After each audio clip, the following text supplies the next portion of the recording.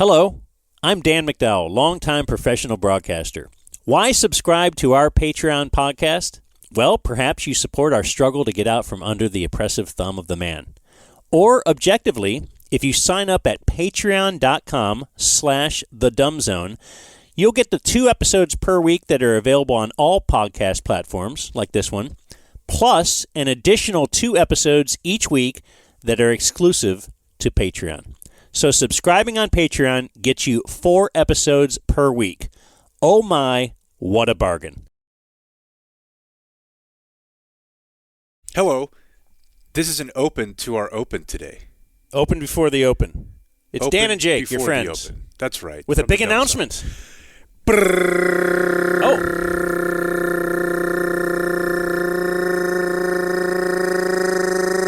All right, let's speed it up. We got a movie. We've been talking about it on 420, Saturday 420. Go to drafthouse.com, search Pineapple. You could search Pineapple Express, but I would just start typing in Pineapple. I don't like to put in all the... Yeah, anyway. You don't like to waste time. The link will be there. So at 420, on 420, we will do a live stream broadcast from the Alamo in Las Colinas, and then show a movie that I haven't seen. Pineapple Express, yes. It is one of the few good weed movies. IMHO. So We'll have 420, lots of fun. do a little live broadcast for like an hour or so, right? Some giveaways. Do pick some up some bits. merch. Eat some cheese sticks. Tip your waitresses. And you can buy tickets now Get popcorn with no butter. at drafthouse.com. Go there and then search Pineapple. Don't search Dumb Zone. I tried doing that. Or upside down pineapple. That also leads you to a different... Oh, in today's podcast, we will be referencing this, but we just learned after we were done recording that we actually have the tickets on sale. So go there now. Come join us. The Dumb Zone. Hey, Twitter world, this is yours truly. Now, coming soon to Twitter, you'll get to read all my thoughts and opinions on just about everything. Now, there's a lot of fake OJ accounts out there, so this one, at the real OJ32, is the only official one. So this should be a lot of fun. I got a little getting even to do. So God bless, take care. All right.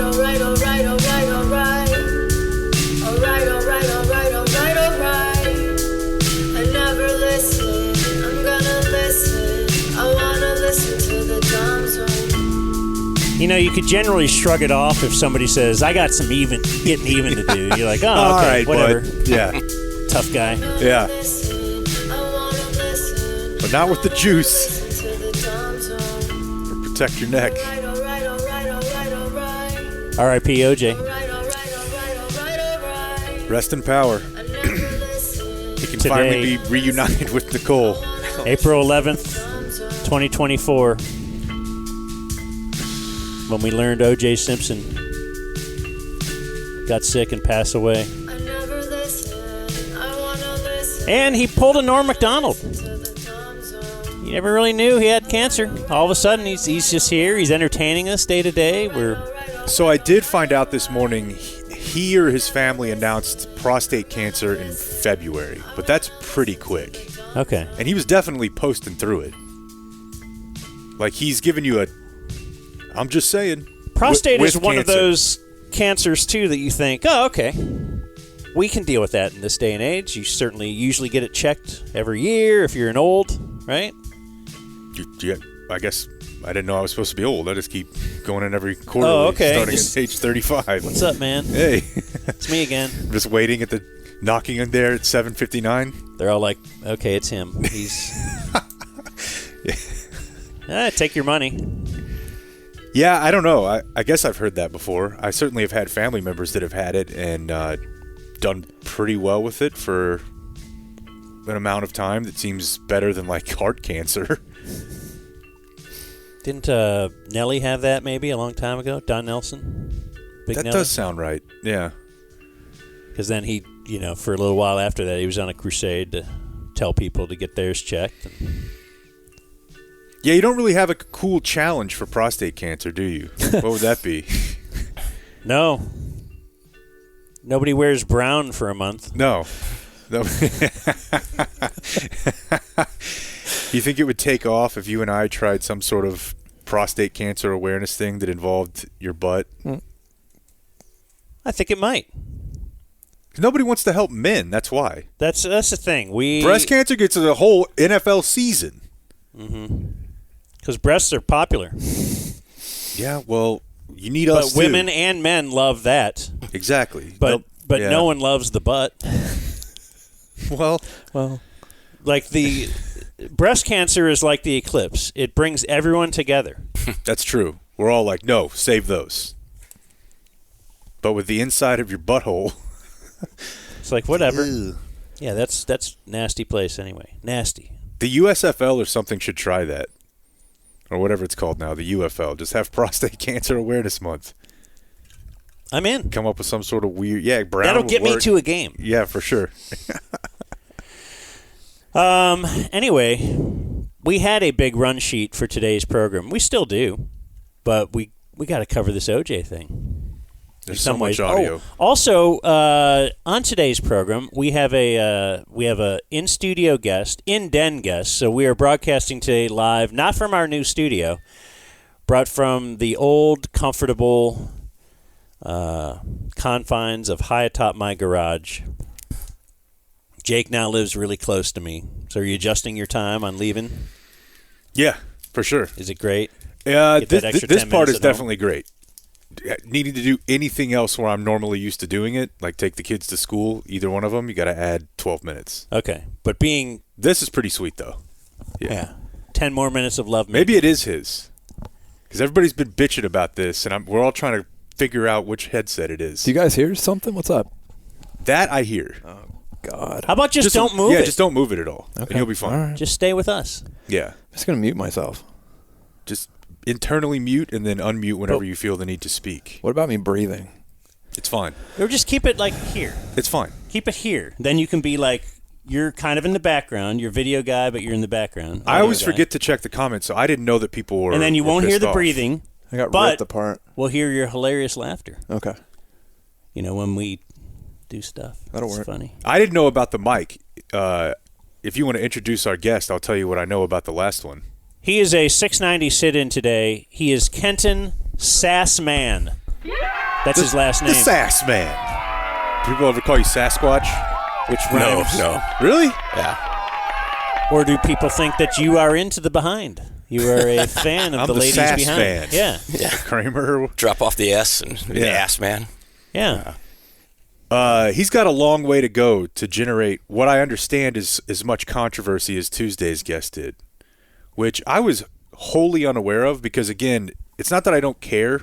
I just forget to check comments, and Reddit has fallen off of my consumption plate entirely. I've never looked at our Reddit, and it's not because I don't care. Really? I just never looked at it, and I haven't looked at Ticket Reddit since we left. So we're very popular on our Reddit. You should look at it. Yeah, it seems like it works out. If you're paying for something, generally, people are supportive. But I had a listener text me. So you're not supportive if this is free. Yeah, exactly. All right. I had a listener text me. Now, this listener is very dramatic, and he's going to hear this and know that he knows I think he's very dramatic. He's like, have you guys ever had a guest as controversial as Tuesday Bitcoin guy? And I'm like, I don't know. Nobody said anything to me about it other than one guy was like, hey, he mixed up Hamas and Al-Qaeda, which I knew at the time, but I didn't really feel like I kind of lightly tried to correct him, but I'm like, no, I haven't seen one thing about it. He's like, dude, he's getting ripped apart. And I'm like, really? He's like, yeah, and he's responding to everyone on Reddit. I'm like, Chris is?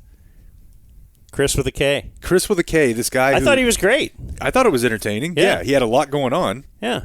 Apparently he had some things he messed up or something. I don't know. But, yeah, apparently it was a big topic, so much so that he got on there and started defending himself. God.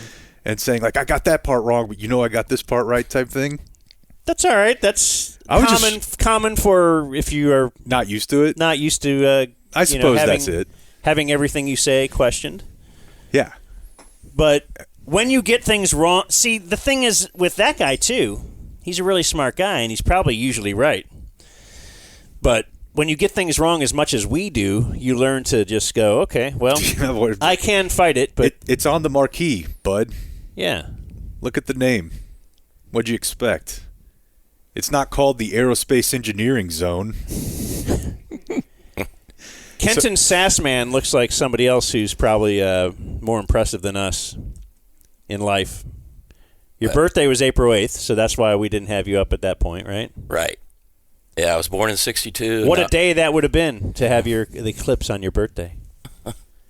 Yeah, It was a day. Probably pretty kick-ass. Do you see that proposals were big Really? I did see a wedding. during it? Yeah, During I did see the 4 video minutes? of a wedding. Yeah. Okay. And everybody, they're in their chairs outside with their attire on and eclipse glasses. That's cool. Yeah. Memorable. Sorry, Kenton Sassman. Oh. You were talking about your birthday, telling us what you did. Well. Got woken up. Well, I'm 62 now. So, Okay. So no. Born in '62. Now I'm 62 on the eclipse day. He knows about the prostate. Yeah.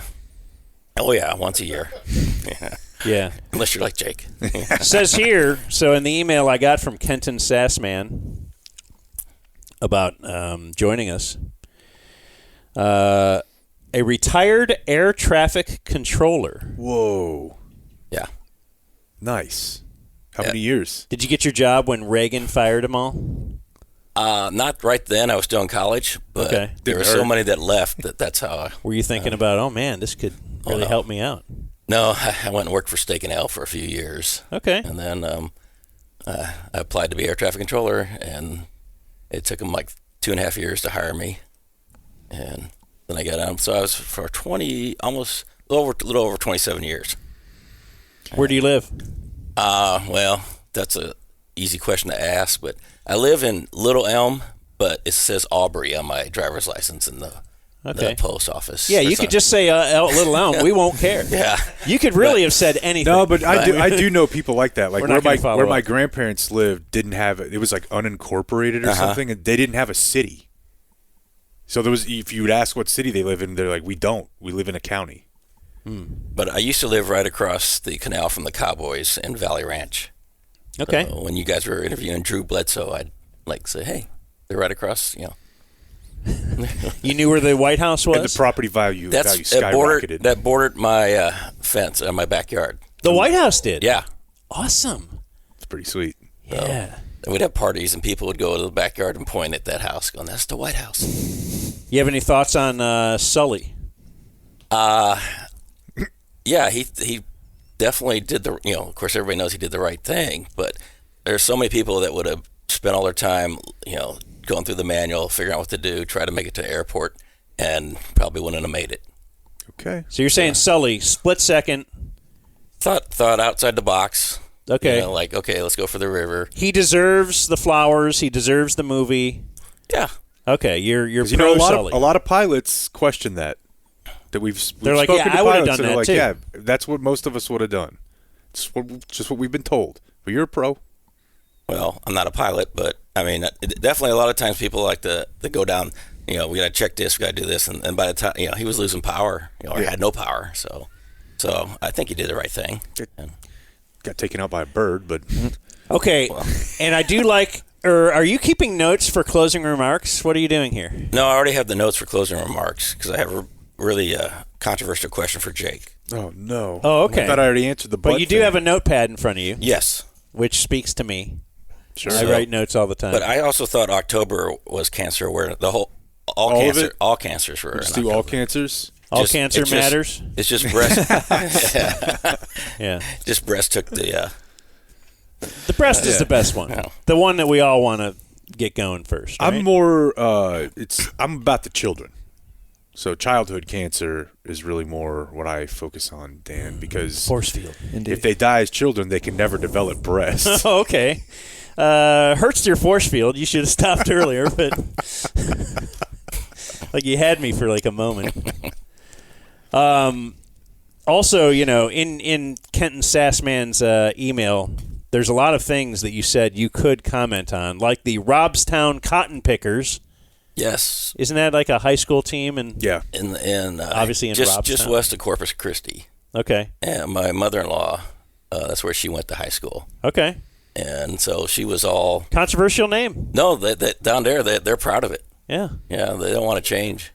But she's also, when I was cleaning out her house, where I got that big red bag that I gave you one time to give the Corby and Danny. Oh, the He's the grandma's source of the. grandma's bag. Yeah. So Just fill it up with water and step on it. That was the best. You also claim to have a comment on back-end parking. yes. There's a couple comments on that, but the reason it's kind of bad for your car is you should usually start your engine and let the oil circulate, put on your seatbelt and everything. But as far as back-end parking, I think I called up the day in 2021 when it was cold and snowed and freezed. And Jake, I missed hearing your comment, but I was like going, what a day for back-end parking. and what happened? Did you I missed my that. car slid down a driveway. Is that what we're talking about? Yeah, probably. Was that on video? Yeah. It's on video. Okay. Yeah, it's one of our first videos on our YouTube page. Whoa. Yeah, it's a good one. I almost lost my car and my friend's neighbor's house. Now, I'd like to tease ahead, though, to near the end of the show, because you will give your closing remarks, and we like to give plenty of real estate for that. But if you want to stay tuned, one of the copy points of things you said you would like to talk about, because they include cell phones on planes, Sully. Jeez, we can't. I mean, No.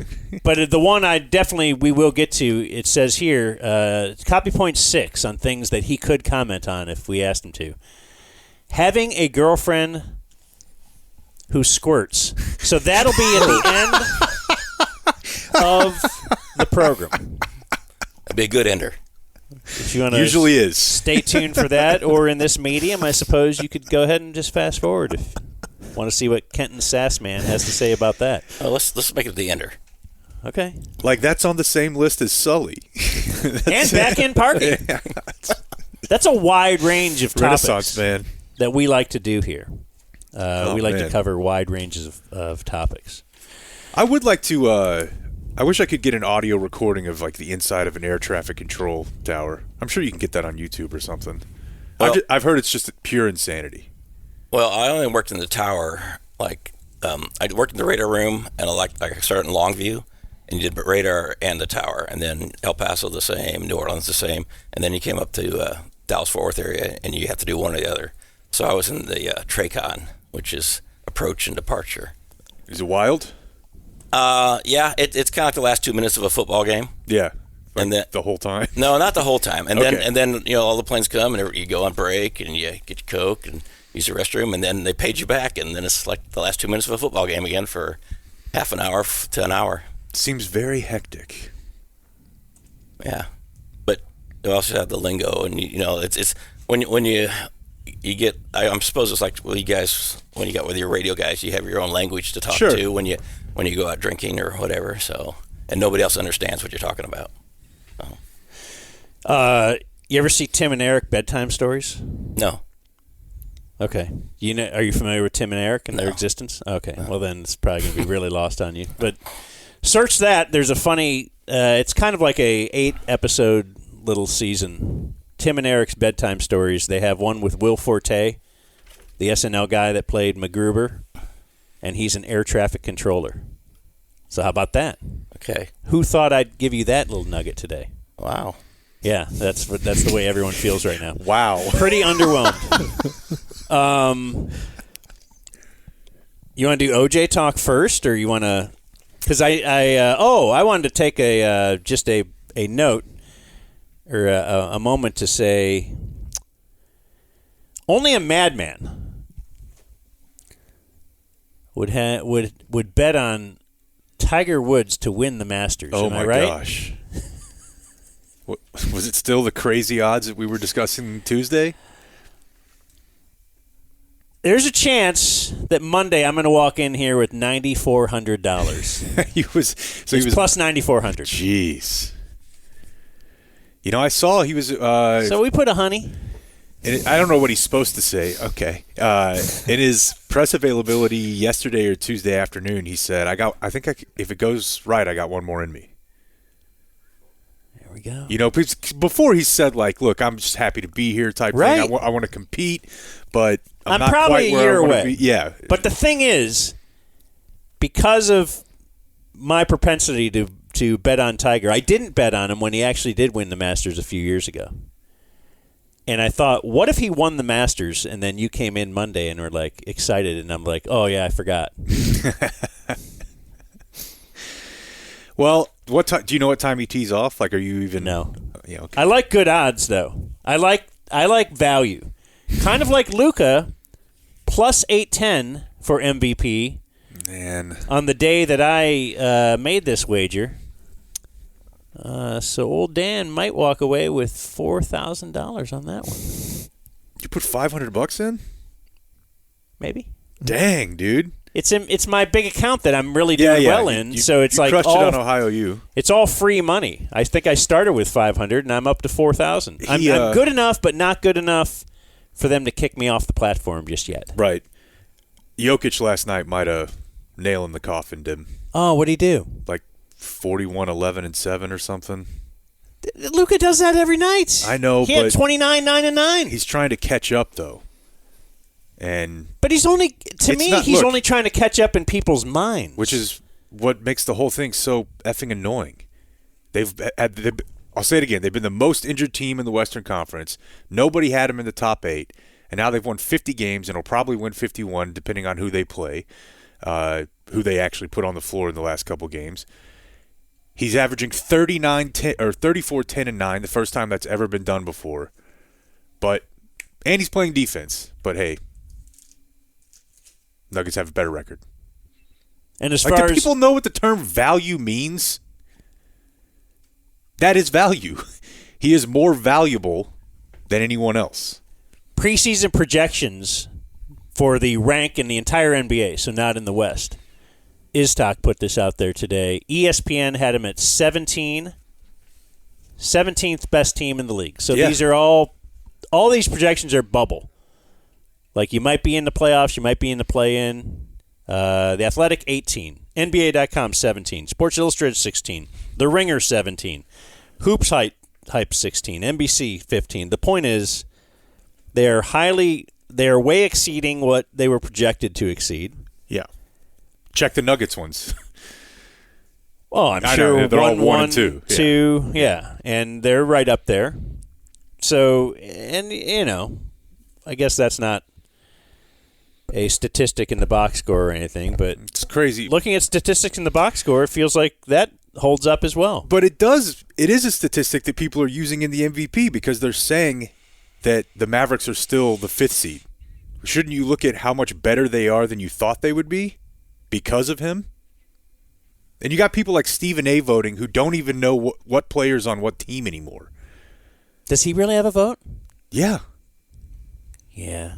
Like, he went on a rant the other day about Like, it should how be- well some Knicks player is playing. His team, and that guy was traded 2 months ago. It should be guys who that's their whole job is the NBA. It's not, Because though. guys that do national stuff, just enough to be dangerous. The screamers on TV certainly don't have, the inside knowledge of any team. Really. Like J.J. Redick, give him a vote. Yeah, that's all he does. He doesn't scream Doris about Burke? football. Yeah.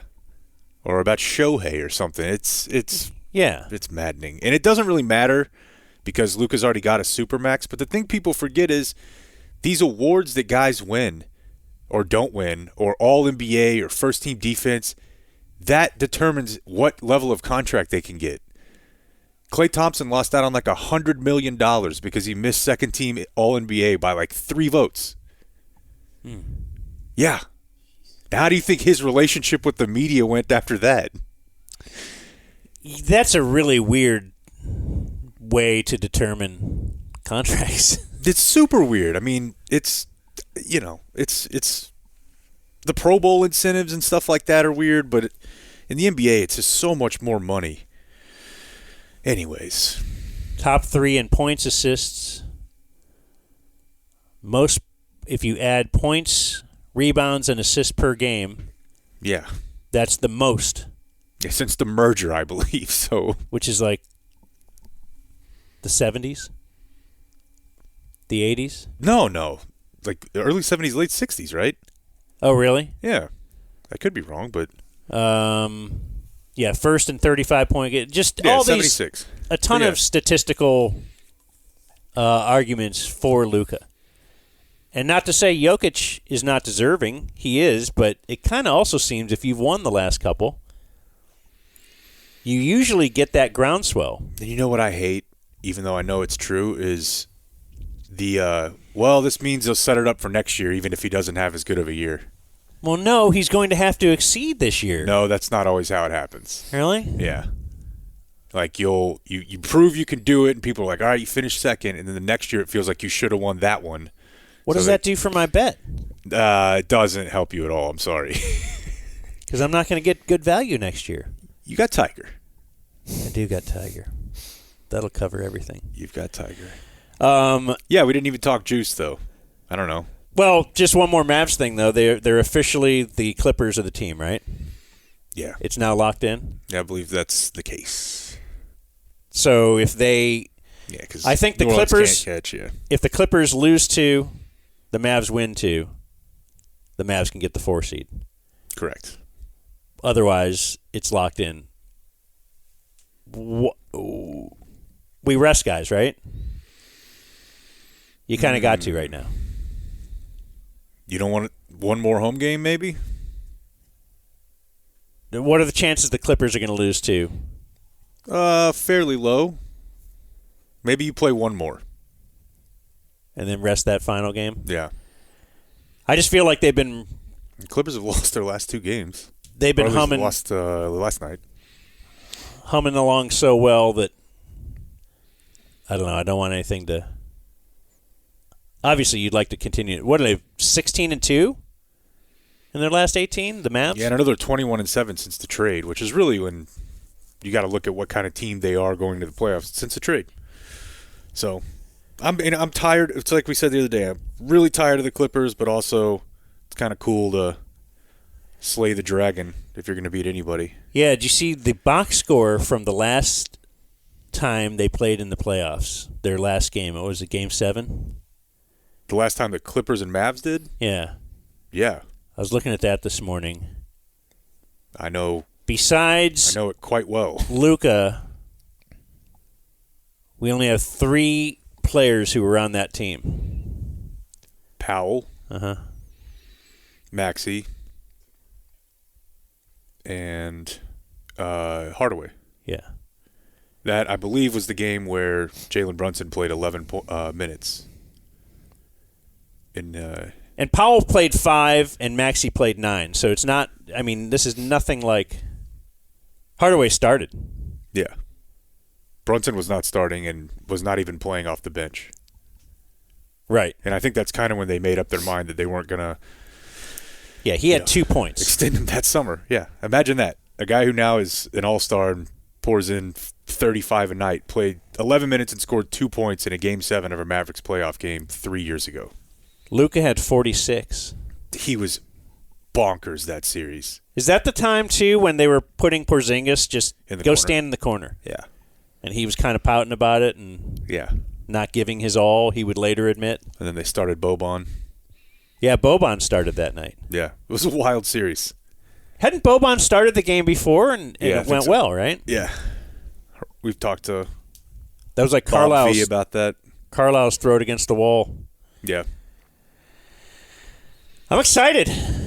Oh, I'm very excited. Okay, I'll do this now if you want. When's it go? Is it set yet? I know it's like, I think it's the weekend after this one. I think. Not But 420, is it? I think it is. Yeah, I think it's that weekend. Is Yeah. it? Man. So I looked this I up. hope it's not 420 at 420 because I think it is. we're still waiting for confirmation on the ticket sales. Let me take a look at the email. I don't Yeah, think they we start have an on update, 420. right? Because, So- they got to do the play-in. We're going to be doing an event, a live stream on 420 at 420 at the Alamo in Las Colinas. So right now, I don't think they have tickets up yet, but hopefully by tomorrow we'll have that up and flying. And Maybe even by the end of this program, when Kenton is telling us about squirters, you'll be able to fire up the Alamo Drafthouse app and search Dumb Zone and go see Pineapple Express with us. But so I tried to look at this, and it's kind of weird because sports seasons, some of them are contained in 1 year and some of them overlap. I guess all of them other than baseball overlap, but the NFL is just kind of barely. Like, you don't call the NFL season that just happened the 23-24 season. right. You just say the 23 season, even though it's the Super Bowl that occurred in 2024. So this is a bit wonky of trying to figure this out, but I wanted to look at years where, okay, if the baseball, hockey, and so if the hockey and basketball teams start in 1 year, the season that they started, like let's say they started whatever it is, October, the football season that started that same year, and then the baseball season that started that same year. So basically the time when they all start at the same time. Baseball, April, football, September, hockey, basketball, October. Right now, the four teams would have 202 regular season wins. And the only other year since the Stars got here where I could find where they had more was 06-07. And it's largely because the Mavericks won 67 games. But the Rangers won 80, the Cowboys won 9, and the Stars won 50. Is 06-07 when they went to the finals? Or no, there's the year after then. They went to the finals in 06. Yeah, yeah, correct. So the this is the 06-07 Dirk MVP 1-8 matchup. And they Yes. got bounced by Golden State. Yeah. So the Rangers added 10 wins to this year, obviously. That year they had 80. This year they have 90. The Cowboys added 3, 9-12. Stars had 50 both years. It's just that the Mavericks had 50, and this year they had 67 then. But wow. I went back to the beginning. I mean, it's rough math because I'm kind of doing some matching up of seasons here. And you have to factor in the fact that this year the Rangers won the freaking World Series. Yeah. And in that year, the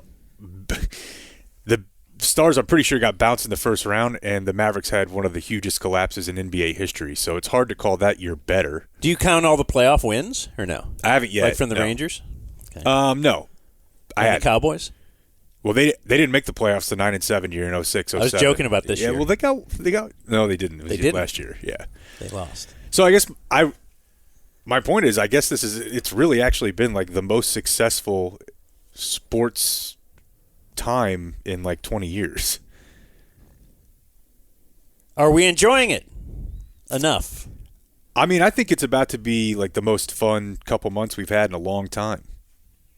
If you get the 1 seed in hockey or the 2 seed, Yeah, they're raising that bar over and there. you have a 5 seed, and you're playing at this level in the NBA, and the Rangers will, despite the fact that Jose Leclerc still exists, will at least probably keep it interesting again. Jose Leclerc is amazing for just the World Series and playoff run he had, or World Series run for sure. Yeah, you know my theory on him. No. I noticed last year during the playoffs, and I've noticed it again during the regular season, every time he's on the mound, he looks like he would rather be anywhere else in the world. I mean, he's not an intimidating looking closer. He just looks like up to the left field, like foul pole-ish type thing. Like he looks back and he just has darting eyes, and he's just like, fuck, man, they're gonna make me do this probably again. I'm gonna have to throw another pitch. Like he always looks like he wants out of the game, and sometimes it happens pretty quickly by ending it. But they'll be fine. It is only April 11th. Yeah. And yeah, Boch is at the helm. He'll figure this thing out, right? I have a lot more sports, but if you want to do OJ, we can. Want to slide into OJ? Yeah, for sure. I mean, I don't know exactly What there is we to have say, planned. really. Yeah. We could play But- some audio. if you I mean, wanted. all I did was, so I searched, OJ in my computer, Uh-huh. and there is no lack of... I did the same thing, and I'm like, where do we even begin? Obviously, the thing that tickles us here most, I could play at least this. Boy, wasn't this in a documentary about the OJ2, the time that he...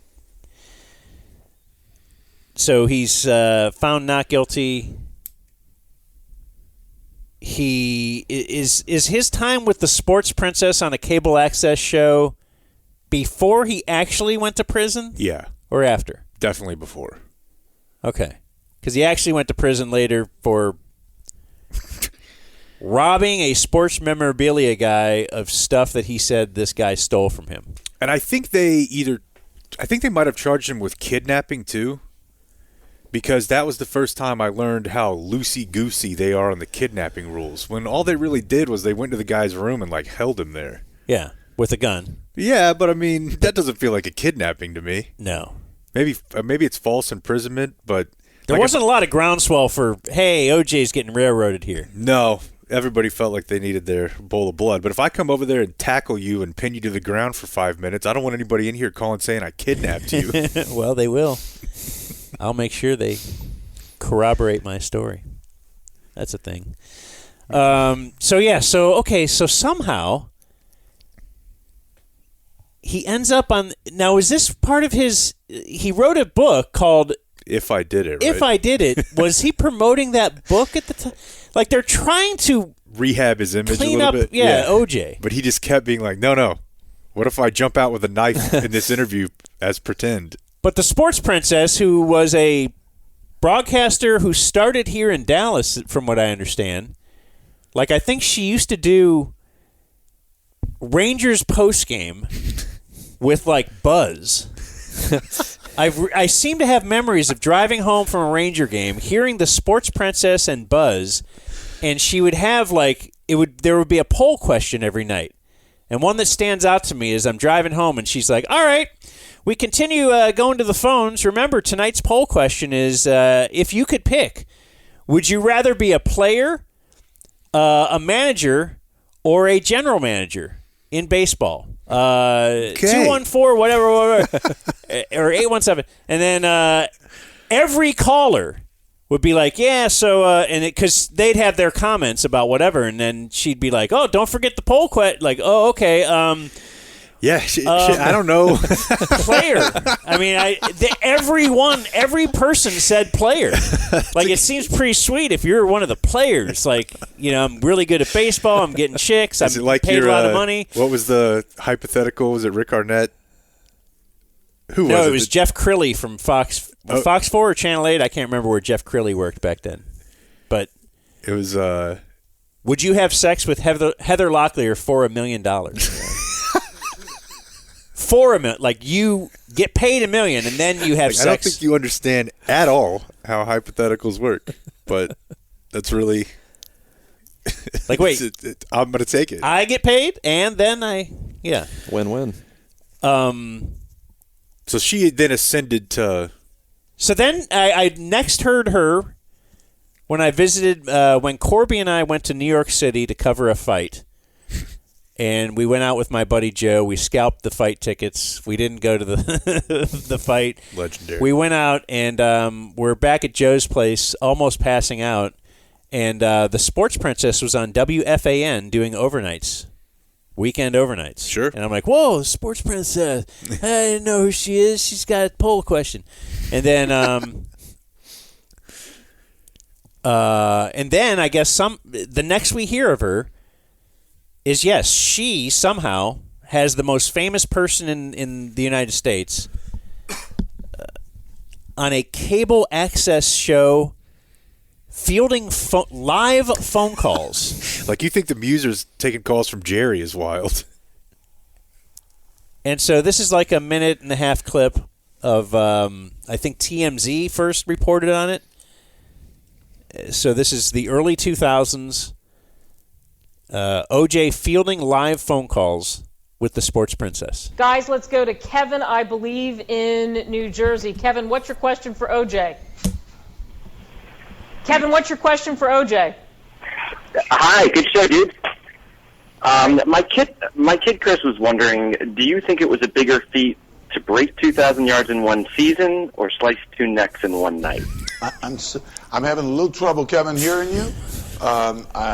All right, Alex is listening to us in Ohio. Hey, Alex. Hold on, time out. Hey, Alex. How do they not realize that they need to pull the plug after the first call like that and just have a conversation? Or maybe well, I don't know what you do, but it's pretty clear out of the gate. Nobody's going to call in and be like, what, how special was it to play for the Bills Mafia? You know what I mean? They just bail. I don't know, man. But if I'm one of the production guys, I'm like rubbing my hands together. Like, for sure, if you're behind, but some boss or something. Or even the sports princess herself. Like, she's got a sports background. Let's just start talking. Yeah. But no, this is a call-in show. Yes. Hey, Alex. Hey, how you doing? Not Juice? bad. Juice, can you hear me, Juice? Yes, I can hear you, buddy. Yeah, remember when you played for the 49ers? Yeah. Yeah, did you kill Bill Walsh? This is Steve. Steve. How you doing? Not too bad, Steve. It was reported back during the famous chase, that went on in '94. Yes. Yes. It was reported on CBS 3 here in Philadelphia that by Larry Menti that you were squeezing your helmet. That I was what? Hey, how are you doing? Not bad, Brett. Hey, OJ, I had a question for you. With everything that Michael Vick has been going through and being indicted, I was just wondering if you wanted to meet me on the Jersey Shore to do live. There we go. You're going to get jokers, but that's the great thing. It's Well, wide as I said, no, I don't mind. I mean, Yeah. people can say what if it's negative or what, as long as they're serious about the question. they're Just be asking. serious It's with the easier to juice. tell a joke, but it don't bother me. People are going to be joking. Let's hear how she's trying to get out of this. There we go. You're going to get jokers, but that's the great thing. It's Well, wide as I open. said, no, I don't mind. I mean, I would have liked to hear her just elaborate on but that's the great thing. About live. She wanted to say about live radio. Oh, okay. Yeah, that you're gonna. You Okay. never know what's gonna happen. Just be serious. Hey, that's all the juice wants. Let me see here. I had some. Okay, so The SJOG one is from the same deal.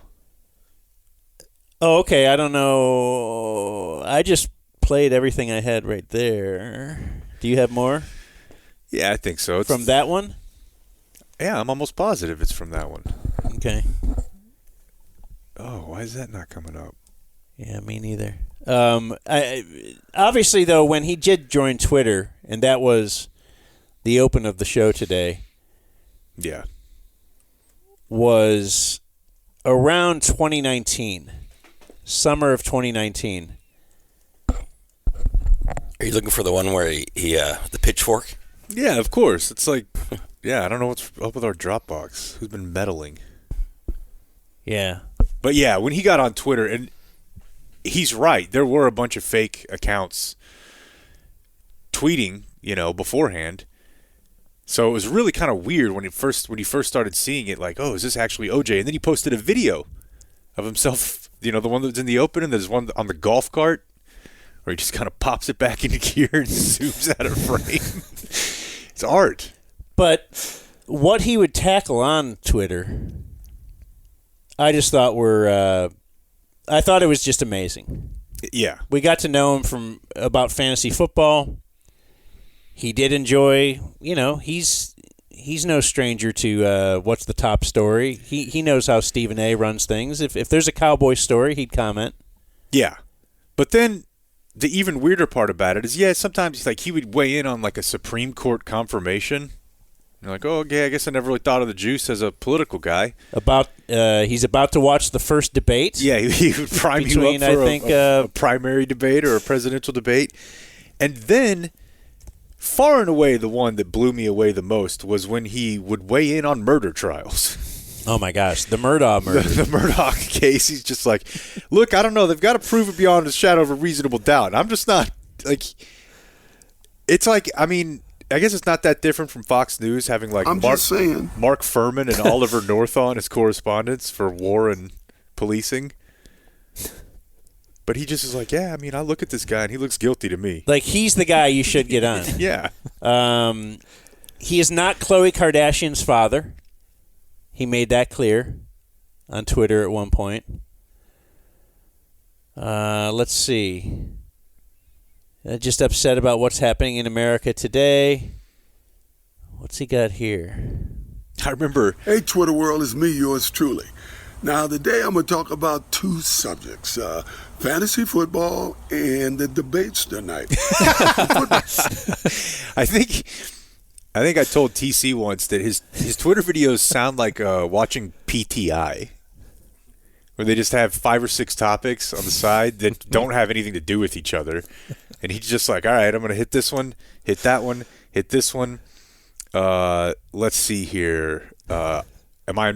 Can I play? Hey, a second, Twitter Michael? world, yours truly. Well, let me say I'm happy to see that Ezekiel Elliott's going to be in camp, and he'll be playing this Sunday. I look forward to seeing him and Barkley go after each other. That's when Zeke finally signed his contract after the holdout. Here's one. Let's see if I can play this. Hey, Twitter world, it's me, yours truly. Well, a whole lot of people are asking me what I think about this Alex Murdoch trial. I don't know why they think I'm an expert on it, but... Hey, Twitter world, yours truly. I just got back from the golf course where I actually played pretty well. Now it's back at home, back to the couch, and back to television. Listen, I've had so many people on my case asking me to watch some show called Tiger King.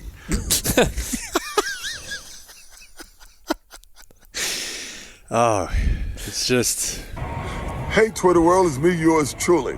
Well, I don't know how it happened, but yesterday, for some reason, the conversation amongst all my golf buddies got about this thing about transgender males, especially in high school, competed against the girls. All right, yeah, that's like any hot topic. Yeah. What's this one? Hey, Twitter world, it's me, yours truly. Well, spent this morning watching Mr. Bezos and his trip into outer space, which is, he went over 62 miles, which is officially outer space. But I got to admire his courage and Branson's courage, because I know there's no way you could get me on that much explosive material. Today, the Dallas Cowboys are the first team to go into camp, and I was talking to a buddy of mine in my league this morning, and I was telling him that the Dallas Cowboys is going to be the highest scoring team in fantasy football, at least, and maybe... Okay, well, that's good. Oh, okay. He's here's what's up. Hey, Twitter world, it's me, yours truly.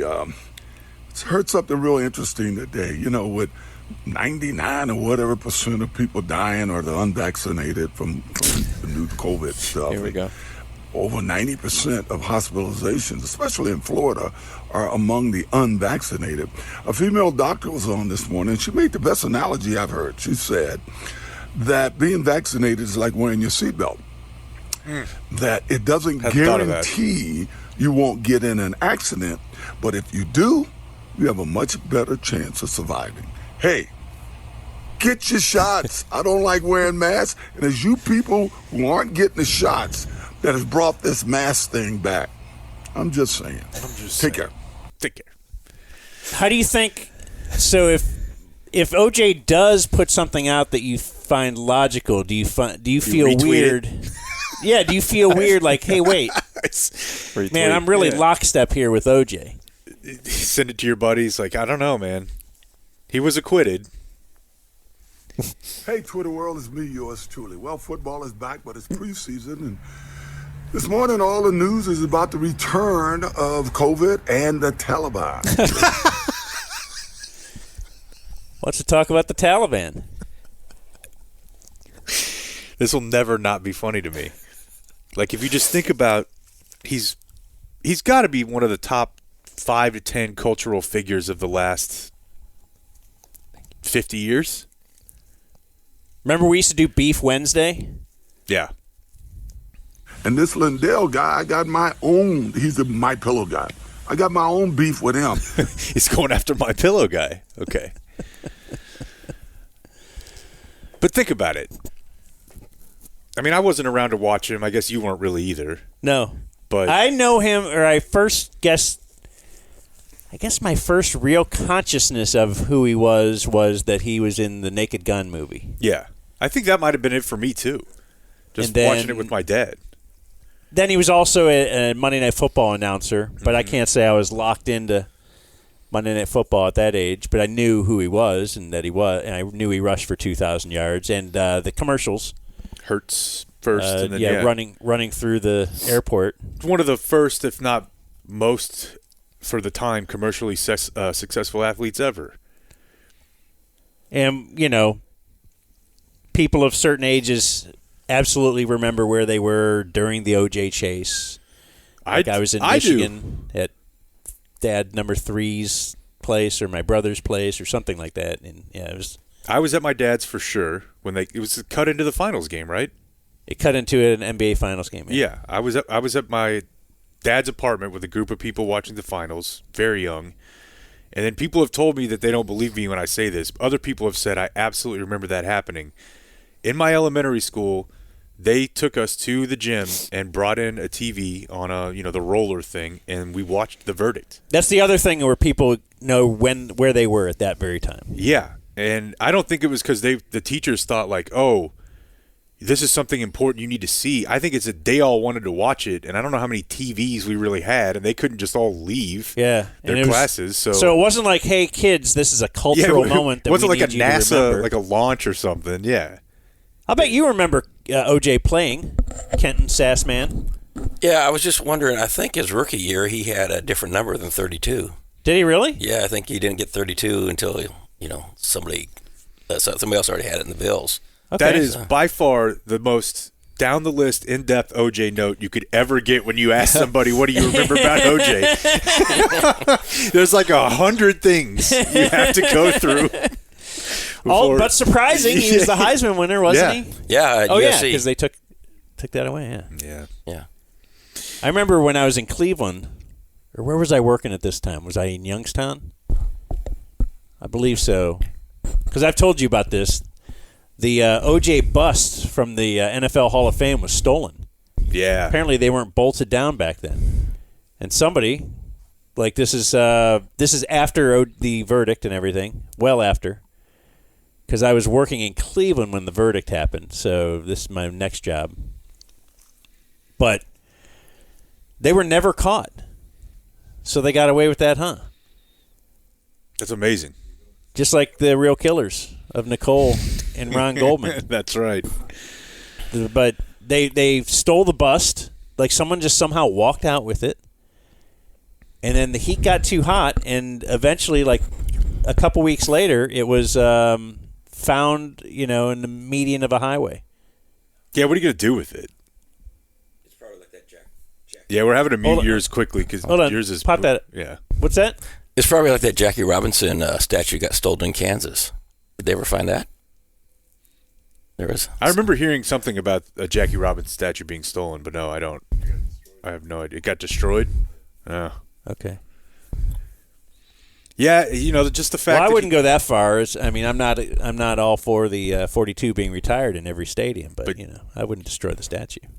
I used to tell you. I think we had a drop of this once that my neighbor played with him in Buffalo. Oh yeah, and he was. That was like the most interesting thing to me about his career. Like he was a first team All-Pro at Notre Dame in college. College USC. All-Pro. No, my neighbor. Oh, okay. Yeah, and had a pretty decent NFL career. But when I found out that he played with OJ, like I would. Now you cared. Now I definitely cared. What was he like? That's what I asked him. He's like, he was a nice guy. He's a sweet guy. He's like, I don't know if he did it, but I mean, he was all, he was a great guy to be around. And all I could think of was like, yeah, I mean, he didn't kill you. Right. Deshaun Watson never made you please him. Yeah. So it was weird because the guy was a preacher. I thought the question I would be getting all day would be the question about the overtime rule of the NFL. Well, I don't totally agree with it because I wish they would have done it like they do college, where both teams get the ball from like the 30-yard in and go in. But anything is better than when you have a thought, you need to get it out there. To not see Josh Allen have an opportunity to keep that game going, certainly it hurt me. But the question I've been getting is Will Smith and Chris Rock. So versatile. The Will Smith slap. Dude, and it's not like he receded, obviously, by the Twitter account from public life. I mean, my dad has seen him at that golf course before. And he's welcome with open arm. He obviously plays like 5 times a week. He's got his group of buddies, and they're always at the club. They do their draft at the club.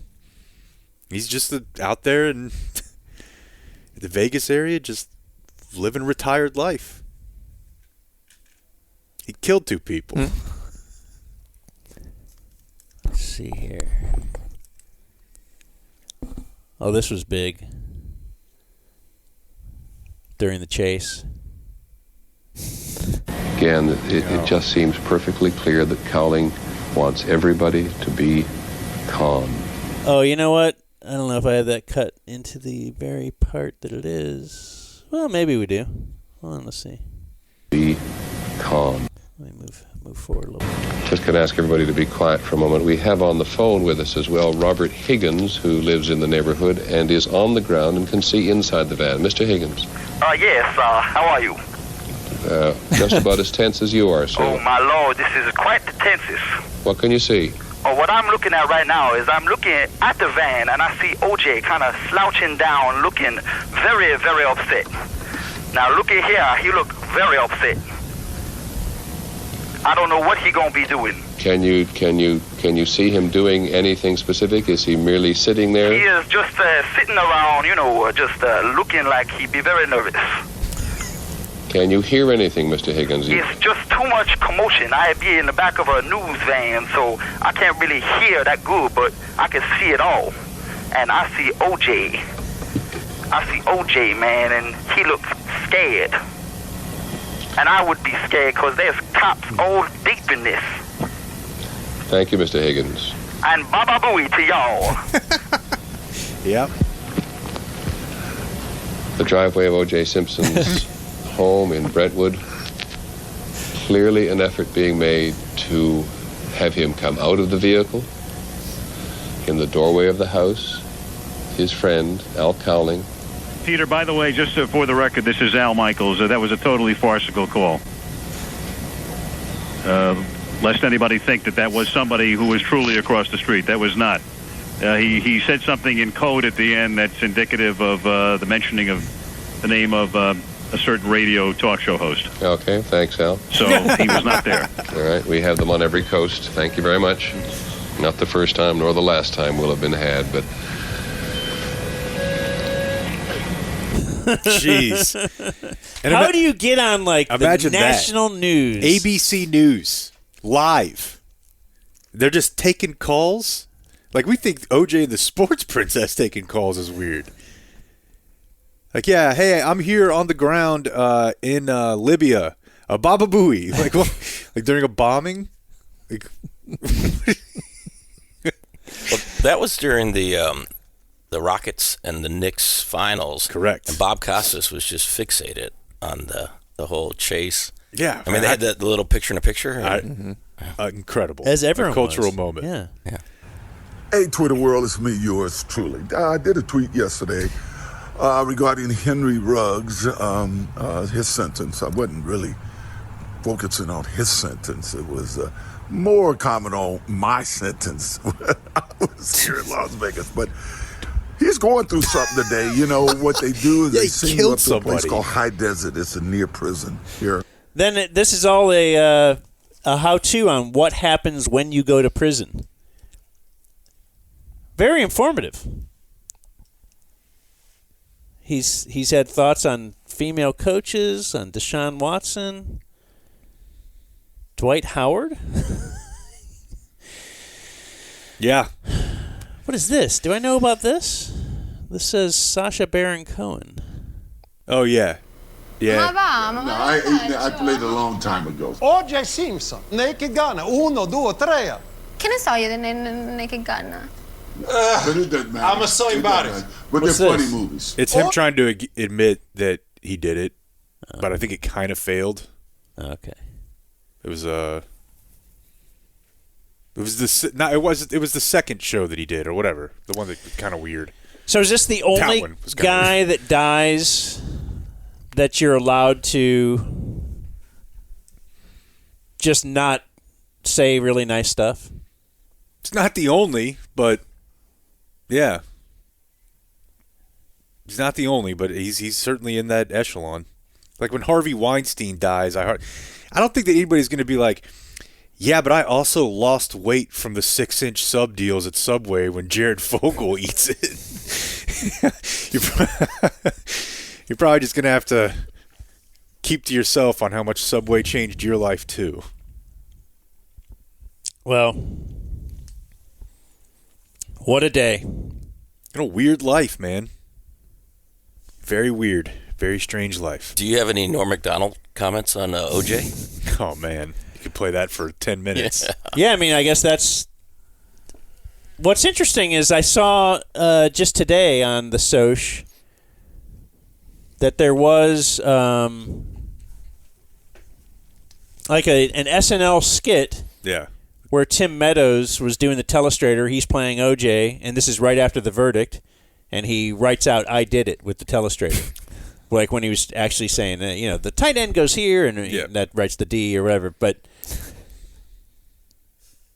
so they're obviously doing it, but Norm Macdonald got fired for doing it all the time, every show, joke after joke. Certainly after being told not to. Right. It wasn't like the whole Weekend Update was about OJ, but every show had at least one OJ joke in it. Yeah, and it would oftentimes be the first one.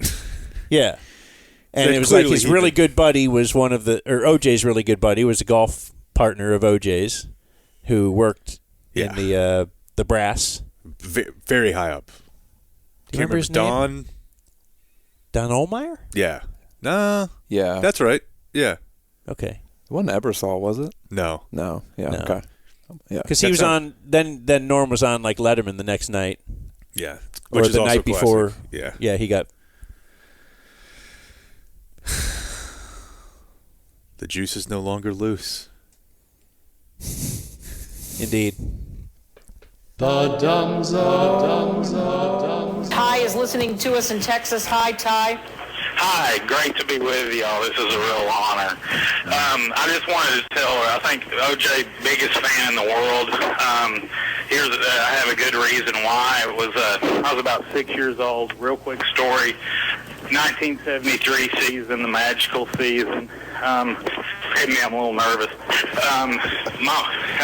My mom and I are on the sidelines, and it's before the game starts, and y'all are warming up. And she was trying to get my football signed by you, and she yelled "juice." And I saw you coming over, but I got distracted like little kids do. And I turned around, and not only had you signed her football, but you had lanced my mother in the side of the neck with a pitchfork and signed it.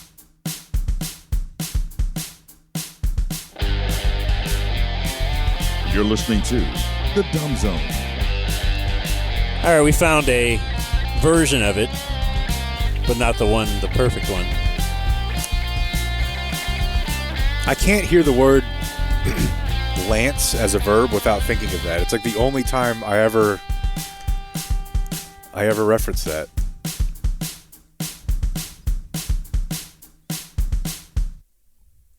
No puppet. Thank you. Thank you. Well, you're about to lean into No Puppet a little harder than you ever thought you would, so now is not the time to be against No Puppet. I'm not against it. Okay. What would indicate that I am? We're just funning. Anyway, the magic of that very short break, in that little time, we kicked Kenton off the casting couch, and we replaced him with someone I know as Luis's dad. That is correct. What's your? Let's get all the mics up going there. Now, Luis is Luis Ellis. He's a very good friend of ours from a long time ago. You actually worked at the Ticket for a while, right? I did. I worked at the Ticket for the longest 6 months of my life. Here, let's back that mic down just a tad, Michael. Can you pull that mic down just a little bit? I could speak quieter. Well, this is where Michael now is like, Blake said don't touch any levels. Just pull that down for him a little bit. Which Jake. one is it? Just show him which mic it is and just pull it down just a tiny bit. Mm-hmm. All right. Luis, though, is, again, he's been up here for some cowboy watching, Yeah, the or Super at Bowl least stream. one of the streams? Super Bowl stream, yeah. It was a Super Bowl? I was the guy in the sports shirt because I like sports. Yeah, who doesn't? And I was the one that gifted you all the lovely Romo jerseys that Jake will never wear. Now should we turn it up just a tad? I'm sorry. I guess that my definition of tad is just one click. Anyway, let's just the go Romo ahead. jersey does live in the new studio, though. I did see that. So yeah, that's very nice. Piece of accoutrement. Mine's hanging in my closet because I will be wearing it. I saw him wearing it just the other day. Coming, so yeah. So I got a text from Luis a while back who said, "Hey man, this was like in March. I'm hearing you guys talk about the eclipse. If you're actually interested in talking more, my dad has been to 10 of them in his life and is also the founder of the Texas Star Party." Whoa. Is it on the ballot? Not yet. Too bad but it's not, no. I've also been to 3 eclipses myself. And then he says a bunch of stuff that I didn't pay attention to, blah, blah, blah. It just got too long. But he did send this picture. This is the apparently the family made. Dad, what's your name? Yeah, my name is George. George. Mm-hmm. George, father of Luis. Yeah. We will welcome you to the program. Thank you. I will say that Luis's foray into sports has not left us completely out in the cold. We have gone to several BVB games, and we I meant to mention that. That's Yeah. his association as well. Yeah, and we try to cheer him on, although it's kind of hard to tell which of the 28 coaches down there he is, but Blondes versus brunettes football game. That's right. I'm a known color commentator. Yeah. Oh, I thought you played in it. What, do you think Is we, there no put a- dudes playing we in it? Put a wig on them or something? It's all just ladies? Ladybugs? Oh, okay. Yeah. I didn't know when you and Soroy would go do that every I year. did it with Chris Arnold. Yeah, no, Ty Walker. It's ladies. Okay, sorry. It would be fun if you just lined up a group of 15 dudes against 15 women. Although those are some of the best female flag football players in the region. I remember one year they come here for that. One year you were very upset to go. It was because it was Donovan's birthday party, and That's it was right. at I a remember bowling alley, and everybody's having the best time. I mean, it was really fun. Yeah. And then Jake's like, but I got to tell you, though, I committed to this BVB thing, and Soroy, who often would commit to the BVB, did not, and he was just living it up at the birthday party. Yeah. Really enjoying when you had to the leave. last one that I went to, though, the last one that I did color on, was one of the best football games I've ever seen in my life. And I'm not kidding you. Yeah? It was intense. Well, here's the Not as cake. intense as a eclipse, but George's family cooked him this cake. Probably baked. Baked him a cake for your 10th eclipse. That's awesome. A black cake with a little to celebrate his 10th blackout is what gold ring around it. We're not counting the ones in college, of course. Yay, I like it. So what is the Texas Star Party? So, slight correction. I'm not the founder per se. The Texas Star Party started in 1979 by a lady by the name of Deborah Bird, who hosted amateur astronomers out in the Davis Mountains State Park out in far west Texas. This is kind of close to McDonnell Observatory. And after 3 years, she wasn't going to do it anymore, and me and a couple of other guys got together and decided, hey, let's host it ourselves. And we moved it down the road about a mile to a big dude ranch, set it up out there, started advertising it, and our first year we got more than 500 people come out. And Okay. this is And what not does just this from mean, all then? over the U.S., but from all over the world. Come out to do what? They come out to see the dark skies of West Texas. You have to, if you're into astronomy like I am, you have to be willing to get in your car and drive a long way to get to where there's no city lights around. It's you pretty can't- awesome. You can't just think of DFW. You got to think of Abilene. You got to think of Midland. All these towns out there that are, spewing light, and you there's got to get away from all of that. Oil rig lights sometimes. Well, that's another story, and Yeah. yes, that's a problem too. But it's legally binding that they can't have certain lights at certain times over there in that area. It's one of the few places in the country, if not the world, right, that has that type of restriction. And we have dark out rules, meaning that if you are attending the Star Party, you have to use a red light at night or be willing to wander around in the dark because no white light is allowed. No headlights, no flashlights, no nothing. What a pure. Yeah. That's awesome. We get folks come out here with pretty big telescopes, and by big telescopes, I'm talking about, imagine a mirror 30 or 32 inches around at the base of the telescope, and you have to climb a 10 to 12 foot ladder to get to the eyepiece. That's how big these telescopes are. Yeah, and they come from all over the world. Like I met people there from like Australia, from Europe. They come from all these distances out to random like Fort Davis, Texas, because again the darkness of the sky is so that you can really observe a ton of different things. So a lot of it is for hobby, right? Some of it is for studies. So like some people that are actually trying to discover new things or trying to map things out. But a lot of it is for the hobbyists that want to go out there and really get a good organized environment where they can go and observe. And honestly, a lot of the fun too is to go check out some of these other scopes and see what these other people do, because they've got rigs that are crazy. And if you're into cool astronomical stuff, it's the place to be for sure. But these are advanced amateurs, most of them. They come out there willing to spend a whole week up all night, every night, looking at stuff that's so far out in space, you need a big telescope even to be able to look at it. We have speakers come out. We've had astronauts. We've had professional astronomers who've recently made some great discovery, and it got worldwide attention. We run the gamut of people from all over the natural sciences and space sciences to come out and talk to us. So it's been going on for 43 years now, and we just had one. We moved it away from West Texas just this past year to have it down northwest of Waco in a place called Latham Springs, where they saw the total eclipse on the center line. Okay. And we had more than 200 people come out for that. So you're stoked on eclipses. Very much so. How did you get into that? What was your first one?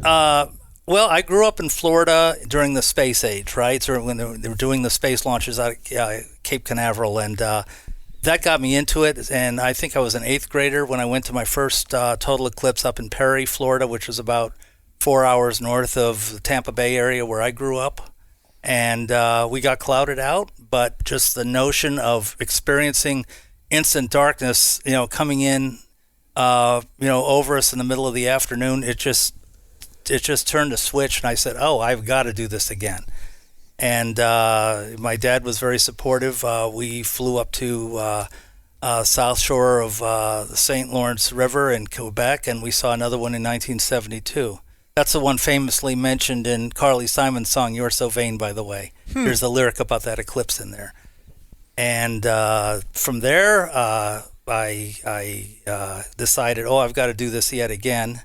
And so at age 15 and 11 months, I joined an expedition of 220 people to go to Akjut, Mauritania in West Africa in the end of June, out in the middle of the Sahara, to see a 6-minute total solar eclipse. By yourself? No, 220 people. No. But you did a parent, guardian? No. I had a fella who was appointed to be my watchful guardian at this event, but I was the second youngest person on the expedition. You got to be on Rolling Stone because of that. Yes, I got my picture in Rolling Stone magazine. Okay. October 11th, 1973, Art Garfunkel on the cover. There was an article about eclipse addiction and about these crazy people from all over the world who are willing to descend on the Sahara in the middle of the summer to witness the sun disappear for 6 minutes. So being in Rolling Stone, you could say he's the rock star of astronomers. Yeah, there you go. For sure. I think Neil deGrasse Tyson might have a thing or two to say about that. Yeah, whatever. So that's gets you through 3. Yeah. At the age of 15. Yeah. 15 and 11 months. That's right. What are you, like a baby? He's got a 16-month-old. All right. Now you're pretty much established as, if there's going to be an eclipse somewhere in the world, I will be there. Well, I'm going to try to be there. God knows but I've I'm missed saying now at the age of them. 15. Oh, you've missed some then. I've missed plenty of them. I've only seen 10 totals, and that doesn't sound like you got to catch up to that old in Fort Worth, right? Yeah. 2-year-old. Yeah. Right. He knows him, right? You know that guy. Yeah. I met him about 40 years ago. I recall. But the thing is, did you think he'd still be around? Because you probably thought he was old then. Let me tell you. Like he's who 94, the world right? record. Let me tell you who the world record holder is. Yeah, Laverne Beiser is the guy you're talking about. The world record holder is a man by the name of Paul Maley down in Houston. He has been to 82 eclipses. Well, probably 83 counting yesterday. All right, yeah, you can't can't even deal with that.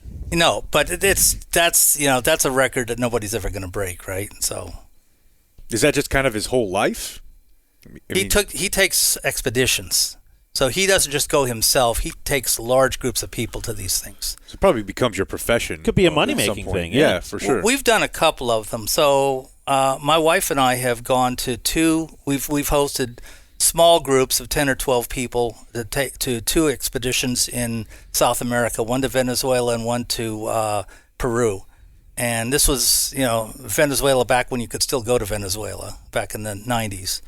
But they were wonderful. I mean, it was just, it's exciting to, be able to go to a different part of the world and to go someplace that's maybe a little bit off the beaten path. But, if there's an eclipse there, that's a perfectly good reason to go.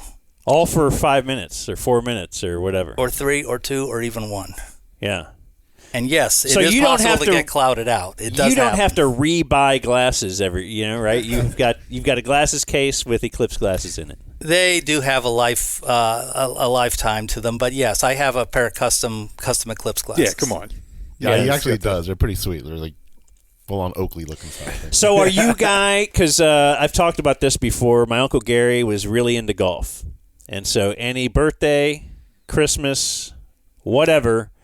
Gary's getting something golf. Might be a tie that has golf balls on it. It might be golf balls. It might be whatever. Early in my dating career with my wife, she understood that I enjoyed. I liked Superman. I liked it. Okay, it wasn't my whole life. And then every birthday, whatever, she'd get me a Superman. What do you call it? Light switch cover, mug, poster. And now when you walk in here, you're like, oh my gosh, you love Superman because you got 80 Superman things. No, it's not my fault. I would imagine, though, if it's Christmas, birthday, let's get this guy an Eclipse key ring. Let's get him Eclipse. Let's get him a Dumb Zone Eclipse shirt, right? Let's get him all the. I think if you walked into our house, it'd be pretty evident that he's been to 1 or 2 eclipses. That you're into it. Sure. Yeah, we've got eclipses and yamas all over the house. My wife is into yamas. I'm into eclipses. She's from Peru. Peru. It's a bizarre combination, but it works. I'm sorry, I don't know what that is. What's a yama? A llama, the animal. You know the animals, the llama. Llama. Thank you. Llama is how you technically pronounce it, Dan. But oh, really? That's okay. In Spanish, do they actually say? Okay, they say it's double L, so they say llama. Yeah, but so say llama. Almost say llama. Yeah. Llama. For sure, but I'm just saying, are English speakers the only ones that say llama? I would think so. Yeah. Yeah. Okay. Yeah. I never considered that one. I mean, there's others that make sense. Like obviously, you're not going to say tortilla. So I've never thought of that before. You didn't go to Africa to try to threaten the locals, and you could get all their riches, or else you'd burn out the sun. You're going to kill their sun god. Well, there's documented stories dating back hundreds of years of natives in New Guinea and places like that just shooting arrows up at the dragon swallowing the sun, and it's always worked. Right, it goes away. It does end up going away. Any particularly exciting things happen to you on these trips? Oh my goodness! Probably the eclipse would be the first one. But besides that, yeah, like an arrest or something. Well, my first one was when we almost got stranded in Puerto Vallarta, right? Tell that story. Yeah. So we went to one. It was north of Puerto Vallarta, Mexico, in 1991, and Lou was with us on that trip, and. We were supposed to go about 60 miles north of there to get into the center line of the eclipse, and our cab driver backed out. He said, fare to go up there is about 10 times what I told you it was yesterday. The collusion, you know how it goes. That'll happen. And so we ended up going with a group of tourists from the island of Martinique on a bus, and I spent all my time practicing Spanish, and all of a sudden now I had to learn French. But we go up there and we get our equipment out and break it out and start setting everything up. And then all of a sudden the clouds roll in. We got, oh crap, we got to get back on the bus and go somewhere else. And in the course of tearing my stuff down, the wooden cradle that holds the mount of my telescope broke in half, cleanly broke in half. And I'm sitting on the bus thinking, God, I'm screwed. What am I going to do here? And then I see the machine screws holding the bus together, and I decide to take a screwdriver and remove a couple of them, and I fix my mount. Now, if it had been clear and I got pictures, that would have been a great story. But as it is, his son and daughter were on that bus that he was taking away the screws from, so he's pretty dedicated to all this. Yeah, you say get equipment out, so you have I have a telescope. During the eclipse, you have a telescope to look at it. Yes, and take pictures. I like taking pictures of these things. You can take pictures through the telescope? Yes. Okay. Yeah, you just hook your camera to the back of it, set it up. Now it's pretty easy with the digital cameras. You can take 1 billion pictures and make sure you get every little moment. The diamond ring effect, you get all the little solar flares you see coming up from the sun. It's pretty cool. Quite a commitment to not know if it's going to be cloudy or not, too. You do your homework. Texas, of course, April's such a crapshoot month. We were lucky to get what we got here. But a lot of places, you do your homework. You try to go where you think the prospects for clear skies are the best. And some things are like shooting fish in a barrel, going to the Sahara. I think it's going to be sunny there. That's a pretty fair bet. Okay. But when we went to the one in 2017 across the U.S., we didn't where'd know. You go? Well, we ended up flying to Denver, and then we had 3 sites picked out, one in Idaho, one in Nebraska, one in Wyoming, and we were going to wait until the day before and decide where the prospects were the best, and they were Idaho, so we took off for Idaho. You were just going to drive to one of the 3. Well, we flew to Salt Lake City and drove. We had our plane tickets in advance. And then we just canceled them the last second, and then we decided to drive to Rigby, Idaho from Salt Lake City. Okay. So this is why they call them chasing eclipses, because oftentimes you do find yourself having to chase where it is, not only to get into the shadow, but to get under a place where it happens to be clear also. And I had talked to Blake during the Super Bowl stream about doing, a show from there, having you guys come out to where where we went, we set up, scopes and had it all kind of decked out. But with the weather, it was going to be a crapshoot. So it was like, have you guys out there for looking at clouds, so we decided kind of against that. But it was cloudy the day before, the morning of, cloudy minutes before that afternoon. Yeah, the next day it rained. It was kind of incredible that worked out for us. Yeah, and people ask me sometimes, how did you know to stay put? You don't really, right? At some point it becomes just kind of I'm going to just take a leap of faith here.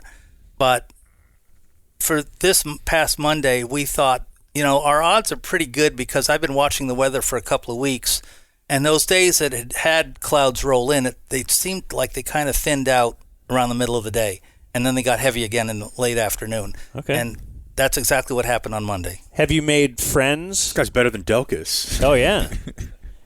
Actually, yeah. Remember, we were making fun of Delkus because Delkus said we were screwed and we were not going to be able to see the eclipse. Yeah, those are pretty much his exact words.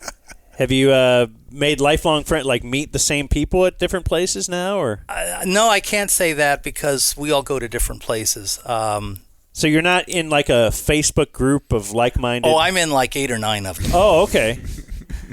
Yes. Okay, you're well known in there?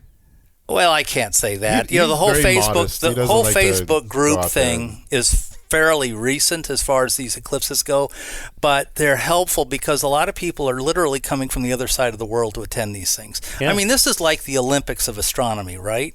The Olympic Games, everybody descends in on one city from all over the world. Same with this.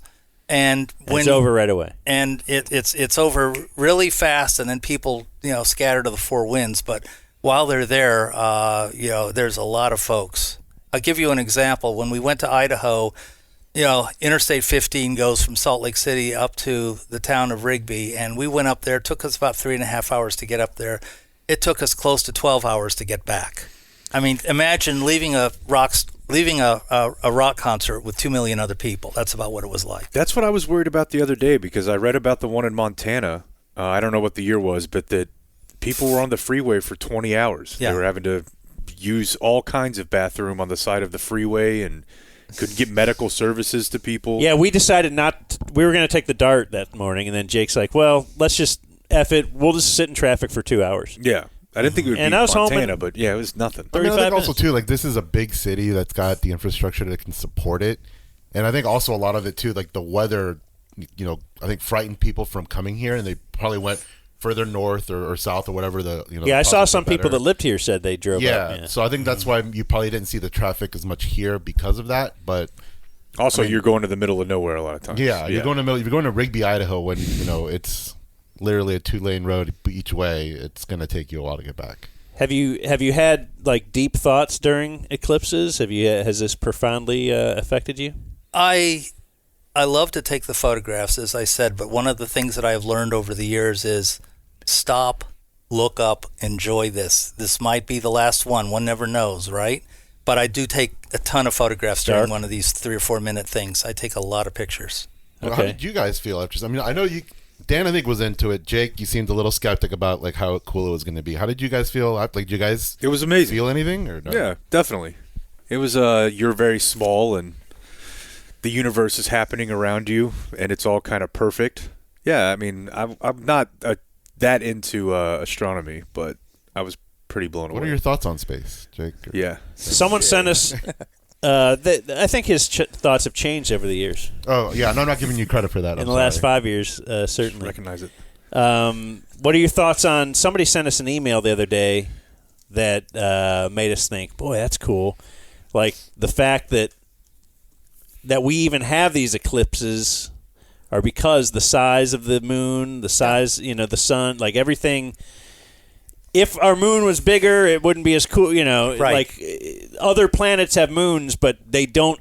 This doesn't happen because it's so perfectly aligned that if we do ever have interplanetary space travel and visitors from other planets, that this might be a good tourist attraction for them just to see this cool thing. Yeah, it's the most remarkable of coincidences that the moon is 1/400th the diameter of the sun, but it's also 1/400th as far away as the sun. And that is it a coincidence or is that intelligent design? Well, that's up to the individual for the fan to decide. to decide for themselves. But whatever it is, the fact that it is that way is what makes it possible to see a total eclipse. Are you like into the 3-body problem and other sci-fi stuff? That's like a that? Netflix series. I don't think he's. It's a book first. Yeah, a book too. Yeah, book series. I can't really speak to that. Okay, you're stoked on astronomy. Oh yeah. Do you think about other life and all that kind of stuff? Well, I think it's. You do a lot of shrooms. No. Okay. No. Okay. I think it's safe to assume that there must be other life when you consider the vastness of the universe. I just know that as much as I have looked up in the sky over 65 years of my life, I've never seen anything that was a UFO, that I didn't know what it was. I've seen weather balloons break up in the sky, which I think was kind of fascinating, but I've never seen anything that I couldn't explain. Okay. I will tell you this, though. You go out to far west Texas to the Texas Star Party, and you spend a few nights out there and you look up, you see space debris flying all over the place. You get a real appreciation for how much space junk we have up there. Satellites that are orbiting and, in the stable orbit, and some of them are tumbling. They go from light to dark to light to dark. They're tumbling out of control, and they're still up there. Why not just litter up there, too? Is that what it basically is? Well, eventually we'll have. They launched too them much with the stuff up there? intention of serving some useful purpose, but then their useful life ends and they're still there. So. Okay, that's interesting. Do you guys have like a website or anything? This Texas Star Party? TexasStarParty.org. O-R-G. Couldn't get the .com, huh? Well, we are a nonprofit organization, so Oh, okay. So you want to? Boy, we should be .org then. One of these days. We're not making anything. One of these days. That's a good one. Oh, hey, thanks, man. I got a couple of viewer mails to read. Hey, everybody. It's I don't know time if you to do, answer Jake. some of today's viewer mail. But I know if I don't ask you and then I close it, then you will. Many of these are birthdays. My Nolan Ryan birthday on this beautiful April 9th. I missed this on Tuesday. Day 1 DF number 575. I hope to someday love something as much as Blake hates the idea of international travel, solar eclipses, and women simply existing on dating apps. You know, Blake left town. A lot of women were mad at him for that. Mind-boggling to me. During the solar eclipse. Like, Yeah. he knew it was coming and planned a trip for that week. To go skiing where you can literally go anytime. Yeah. And, yeah, he left. This must sicken you, George. You must be ready to puke. Well, I have dear friends of mine who I invited to come from Florida to the eclipse, and they said, no, thank you, we're taking a cruise to Europe, one of those transatlantic cruises. So to each his own, you know? Like, now that I've seen it, if there was one again, like the 2017 was, you could have gone to Nashville or something, right? Like, I would do that. Yeah, I'm not going that far. You wouldn't? No. You wouldn't drive to Nashville? No. The next one's in Madrid. Yeah, I guess we've got two. I am a fan of Madrid. When's that? We've Madrid. got two coming up in Spain within a year of each other, 2026 and 2027, both in August. Let's go. And then I'll go to Madrid anytime, yeah. And then 2028 and I wanna go to 2030 Madrid. in Australia. So we got one that's going to go over Oh, yeah, Sydney, he's been to Australia. one in Australia, too. He's been to 4 continents, right? Yeah, yeah. Eclipses in 4 continents. The eclipse goes the other way in Australia, right? Yeah, I thought when I was in France, I was thinking, man, I would like to travel somewhere where I kind of understand what they're saying. And I think if I went to Spain, I might. It's definitely... Just because I know a little more... or I will used tell to at you least know that Spanish. Spain Spanish is definitely different than Mexico Spanish. Their dialect is but different. you'd still be better off than French. But it is different. They speak Especially with a lisp depending on there. the region, for sure. Yeah. Speaking like Ibiza is a little different. Barcelona. My leaders are Dan's daughter. Well, we could hang out with Harala Bob. Yeah, I'm sure he'd be stoked to have us at his mansion. I think he would. My leaders are Dan's daughters and the fear they strike in the hearts of grown men. Love, your friend, Rachel Carter. The great Rachel Carter. Longtime supporter. Sports Fuhrer, like to wish my good friend, Day 1 DF, Grady from Pittsburgh, happy birthday. Meet Grady. Hey, I know that guy. You do? I feel like I know what you're about to read, but go ahead. He said he wants Jake to know that even though they don't always see eye to eye, quote, I respect him. His leader is Dan's childhood best friend, Creamer, from Jared Hamilton. Yeah, one time, whenever we were doing, was it Screenless Friday, Open Phones Friday? You and Bob really love the phones. And if you're not in that room, you hate the phones. And he called in, and this is like right around the time that Barstool had really taken off. And I've never really been that into Barstool. And he just went on a rant about how I steal everything that we do, that I bring to the show from Barstool. And I'm like, yeah, I think everybody kind of has the same internet. And it really pissed me off. Like, because I used to get really pissed off. Right. And I yelled at the guy, you know. And then like a year or so, I have the timeline wrong, but he eventually emailed me and like felt really bad. That he drew your ire? Yeah. And then we've emailed since then. Not a proud moment. Dan, Jake, and Blake. Happy birthday shout out to my boyfriend Jason, is turning 43 April 9th. Man, I missed another one. I'm not able to wake him up in that special way since I'm on a work trip, so if you can give him this rain check, I'd appreciate it, from Devin. Devyn. So I'm assuming a lady. Or it could be a dude named Devin and wants to wake up his boyfriend. Could be a lady who used to be a dude. Right. We welcome them all. They have that now. They do. That's a new bit. They had that when you were growing up, George? He's seen eclipses, but that'll blow his mind right there. No comment. What's up with dudes that want to play women's basketball? I mean, Please it's no. like every other guy. Please no. I would love LeBron to do it. No, you wouldn't. He can remake Joanna Man. He made Space Jam again, right? Joanna Man. Uncle Hotmail, What did happy it birthday say? to my brother John Hexum. DZ number. Who cares, he says, since it's not 69. Leaders are Dan's take on big jugs.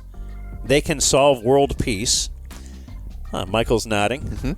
The truck that blew Blake's doors off as Blake honked his tiny car horn, and Chappie's life hacks. Here's a life hack to share with Chappie. Check into a hotel, go to the room, immediately call the front desk, tell them you have medicine that needs to be refrigerated. They bring a fridge right up, no questions asked, free of charge. Hooray, HIPAA. That's fantastic. I'm going to use that. I don't have jugs, so here's a picture of Akash's senior photo from my yearbook. Keep blowing big clouds, Playboy, from Jim. Okay, that's a very thorough email. And Jill says, hoping this email gets through the Hotmail advanced filtering. Let's see. Today is my little brother's birthday. Clay is a loyal subscriber, and you, Dan, are his leader. This is from Jill. His mama called him Clay. I'm going to call him Clay. So that's...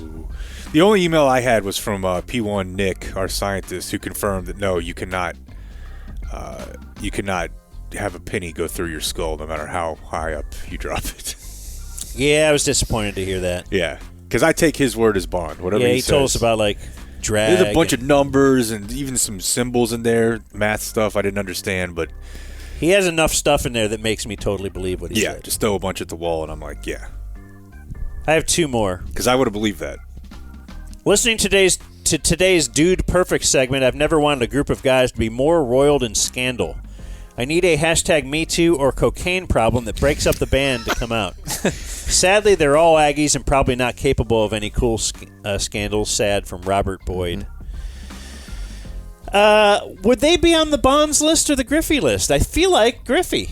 Yeah, I mean, you got to go Griffey. And I mean, my inclination is Griffey because they do seem like actually good people. They're very religious. But then you got to remember that a lot of times when the stuff comes out about people who are doing the most. Yeah, but they're religious, but they don't really pound it into your skull. Do you think they do? I feel like they just kind of keep things family friendly, but they don't maybe. like. I mean, they like speak at churches and stuff. But you know, whatever. It's not. Yeah, they're not like. If I miss this shot, I think you're going to hell. If you're really in someone's face about it, is when it's really you got something going on. Yeah, like you're trying to cover something up, type thing. My friend did go to one of their weddings and said it was pretty tight-laced and what you would expect from a very Christian Aggie group of people. Not dry though. I don't know if it was dry, but I do know that they like Bob at they a dry didn't wedding, know each other until that evening. The couple did not know each other until that evening. Yeah, I'm assuming that evening. Maybe. Wait, what do you mean? They didn't biblically know each other. Yeah. Biblically, Dan. Yeah. No, your only hope for people like that. She wore white properly, unlike my whore wife. Oh. Jesus. Okay. You're only. Yeah. She was very lovely when I met her. Very nice lady. Trust me, they won't hear this. Your only hope with people like that, and with like Chip and JoJo, who genuinely seem like decent people, taxes. You just gotta hope there's a Wesley Snipes type situation. I mean, and Kobe and Kanan or whatever get locked up, and yeah, they have to do like a prison break type thing. Airing this fall on Fox 4 at 7 p.m. And Rosalie says... Didn't the guy have like a map tattooed on his back? Did anybody ever watch that show? Mm-mm. I never actually did, but I remember hearing about it. What show was it? Prison Break. Yeah, it's quite popular. I never watched it. Rosie? Is that the name I was trying to get you back to? Rosalie. On the term couldn't care less. Yeah. Says Merriam-Webster and Dictionary.com both weighed in on this expression, say couldn't care less and could care less mean the same thing. It makes no sense, but could care less is the expression most people use to mean couldn't care less. From Rosalie, day 4, number 2368. She says, I owe you one, because 2368. Got it. She's doing 69 humor. What? She says then, by the way, I am very old. I managed to realize you both were not on vacation from the ticket. I Googled where you were, and I signed up for your podcast even though I'm technically challenged. Hell yeah. I enjoy every minute several times, so she'll listen over again. That's fantastic. That is pretty sweet, Rosalie. This is a Hall of Fame listener right there. What you doing, Rosalie? Yeah, I believe... I'm aware that I could not care less is correct, but I think I oscillate back and forth on which one I use and forget which is correct. Because I'm a moron. Couldn't care. I feel like couldn't care less is the way to go. Yeah. Because if you could care less, well, then you're saying that's not the worst thing I've ever heard. Right. I could actually care less about this. Right, but you're holding my interest slightly. Yeah, for sure. It's the correct. I've never heard anybody say that I could care less was correct. And now, I'm not going to question Rosalie. Or Merriam. Right. And his friend Webster. So it's not someone named Merriam-Webster? I have no idea. Oh. There is a dash, right? Yeah, there is. Okay. The dumb think about what a nerd you have to be like, go to your buddy and like, I have an idea. You and me, let's start a dictionary. Webster, it's Merriam. I think Webster Merriam sounds good, though. Nah, I don't know, man. I mean, let's just go alphabetical. Look, I mean, I called you, Of course you're okay? saying that. You always do this to me. You can't just win with that. My name's Webster all my life. How about once just give me this? My first name's Dan. That beats yours. And then they got in a fight and created the thesaurus like afterwards. Like, like, screw your words. Those are words you should use instead. I want to see the behind the music. Hey, would you mind switching places with Kenton? Go right ahead. Okay, Line change. George is, we're going to change out the lines and do this now. Here's Jay. I think. With the Yeah or no? Yeah, we're fine. I had a bunch Time of... for that? Oops. We I absolutely was going to play the close. Look, we got to lead with this one because as I saw Dan tweet, he's been sent this literally a million times. There's just no way to avoid it. Oh, There are okay, sometimes I'm stories- surprised we didn't just start the show with it. Well, the juice was no longer on the loose. There are some times where I, like, Dan is not on Twitter all the time. Maybe he won't see a story. But there are also times where I know no chance. Luis, if you want to keep the mic, hang out. Like, whatever. And in this case... I just want to honor Kenton. Sorry. In this case, of course, we're talking about the heinous act of vandalism that has occurred at the Grapevine 9/11 Flight Crew Memorial. On Monday, police noticed... So the legendary memorial, which is in front of a Tex-Mex restaurant. We've been contacted by the owner. I first got enamored with this because TC would always bring this up on your other podcast. Yeah, because it's just such an oddity that... Well, and also because TC, like most people who live in Dallas, they do nothing but shit on everything around, whether it's Fort Worth or the suburbs, because you don't have anything there. How could you possibly live a good life there? They don't get if you how don't live great in it is. Dallas, then you're not cool. Everything you have sucks. And so that was his bit, and it was a hilarious one, was you don't have anything. Oh, I do see you have, for some reason, a 9/11 memorial down the street from your house, which I'd driven by probably 1,000 times, wholly unaware that it was there. Okay. It's not exactly towering. It doesn't, stand out? No, not really, but once you know it's there, obviously, and then once you know it's there also, you'll see a little bit further back up 26, a sign that says something to the effect of, with arrows pointing that direction, Grapevine Mills Bass Pro Shop 9/11 Memorial. Oh, really? Yeah. So the government acknowledges it. At least the city does, as part of their tourism. What 3 things do we have to see while we're here? Yeah, let's take the tour. Yeah. So the mall? Yeah, Legoland. Wait, what was the third one? I think it's Grapevine Mills Bass Pro Shop? Pro Shop. Yeah. The mall, a cool store, and a 9/11 memorial. And yes, it is right in front of an office park where there is a Mesa, the Tex-Mex restaurant. Great food. And some empty commercial real estate offices. That's pretty much it. It's not like at a cool park. It's just on the corner across from a truck stop, frankly. It's also a great truck stop. But I think the owner of that whole building should want to let us have a studio there just for the pub we could give it. Yeah. Well, here's the thing, though. We started talking about this quite a bit over the last few months. And we got that guy via Dave Raymond who helped him with his staircase. We got that guy free tickets to opening day, and he took his dad after they had sworn off baseball. Right? Mhm. We have power here. What was the one the other day that we tried to claim credit for? Oh, Pat Green at the Rangers games. That's right. And Cotton Eye Joe. Yeah. The downside of our fame is that we talked about the 9/11 flight crew memorial at Mesa Tex-Mex restaurant so much that people went and stole 2 stones from the site. So what are the stones? They're actually from one stone was from the crash site of Flight 93. The other was a piece of limestone from the Pentagon. And they're just out there loose? Well, I mean, I suppose like the assume. OJ bust? Yeah. So my buddy Mark texted me this morning. He's been up here for a show or for a live stream. There's a greater than 0 chance that you will receive a package that contains the 2 missing rocks from the 9/11 war. Oh my God! What if those landed on? That would. We'd have to take them back. Yeah. Immediately. Because we couldn't promote it.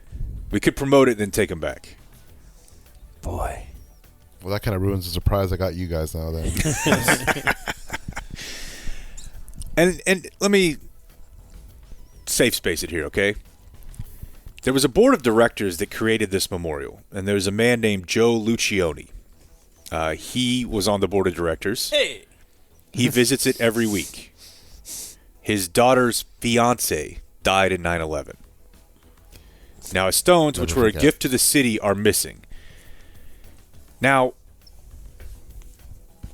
I guess and he says, I still can't believe it's missing. You know, he says, I'm very upset. Joe, yeah. I just don't know that the stones being there or not are going to in any way change the way that you commemorate or remember your daughter's fiance. Let's be clear about the level of... Don't pull your mic up now. Yeah, you're not allowed to pull your mic away if you're going to laugh now. So, I mean, they may have had... laughing. Listen, if they had kids... Something I remembered earlier. If they have kids in an ungodlike fashion, then perhaps, because that's the father of his grandkids. But it doesn't say anything about that. So, I guess what we're saying is... If she never found love return again... the stones already. We're begging you. Bring the stones back. Just bring back our stones. Give it all back. What does air traffic controller guy think about all this? He's probably not loving it, but I got to do my bit. Wasn't there someplace like in Scotland or whatever that had a not the real steel, but just a yeah. We've been looking them up. They're all over the world. So maybe they'll get some stones. What if this becomes an epidemic across the nation and it all comes back to us? People start stealing stuff. Yeah, little pieces of the beam. Get the subscriber count going. Right? Well, they all really only have little pieces of the beam. They had to. Rasheed Rice. Oh, we're done. 9/11. A warrant has been issued for Rasheed Rice, the Kansas City Chiefs wide receiver, SMU alum, and fellow Richland High School graduate. Fellow receiver. Yeah, cut from the same cloth. Yeah, you guys were... Same room. Back in the same room watching tape. He walked down that same path you did. Yeah, I laid it. Yeah. Yeah. Without you, there would be no him. So we talked about this the other day. He was in a collision. WFAA actually obtained a dash cam video of a car that was behind him. They're on 75. This happened in late March. It's like a Lamborghini, and then another one's an SUV, a Lamborghini SUV, and the other one I believe is a Corvette. And he had rented both of them. He was driving one of them. His friends were driving the other. And you could see they were street racing. They crash into each other. They make their way over to the right-hand lane of Central, and then they all get out and just kind of take off. So the passengers in both cars will not be charged. The driver of the Corvette, who is a cornerback on the current roster of SMU's football team, will be charged. So you got two of them being charged, Rasheed and the current SMU player. He probably put both of them in his name, I would have to imagine. Charged with what? Reckless stuff. There's a lot. Let's see. Mischief. 6 counts of collision involving bodily injury, 1 count of collision involving serious bodily injury, and 1 count of aggravated assault. Did anyone else get hurt besides them? They must have, because I believe there were only 6 people total between the 2 cars, and if they're not saying, I don't think you could be charged with. I thought there was 4 other cars. And 3 that's of them what I'm were saying, with- is that there had to be other people, because I don't Those think they other could cars charge that you got with hit. bodily injury to yourself. I think 4 went to the hospital. Yeah. Yeah. Yeah, so. Yeah, once they found out who was in the other car, like, oh, yeah. And that was the weird thing where they said 3 of them had obtained legal representation and 1 hasn't yet. The law hawk was just hovering over them. Yeah. Yeah, because the guys that are in the car aren't going to charge them. Yeah. Even if they did get hurt. So it's just because there are 3 or 4 other cars that spin out. This sounds like a he said, she said. No, there's a video. Oh. There's a video, and He said, Rashid said. Oh, okay. Damn. This guy's on fire. He's heating up. Royce West, state senator, who basically represents any high-profile Dallas athlete, frankly, black, anytime they're in trouble, it seems like. He was associated with Dez for a while. He might have even had enough of Dez at one point and said, dude, I can't handle you.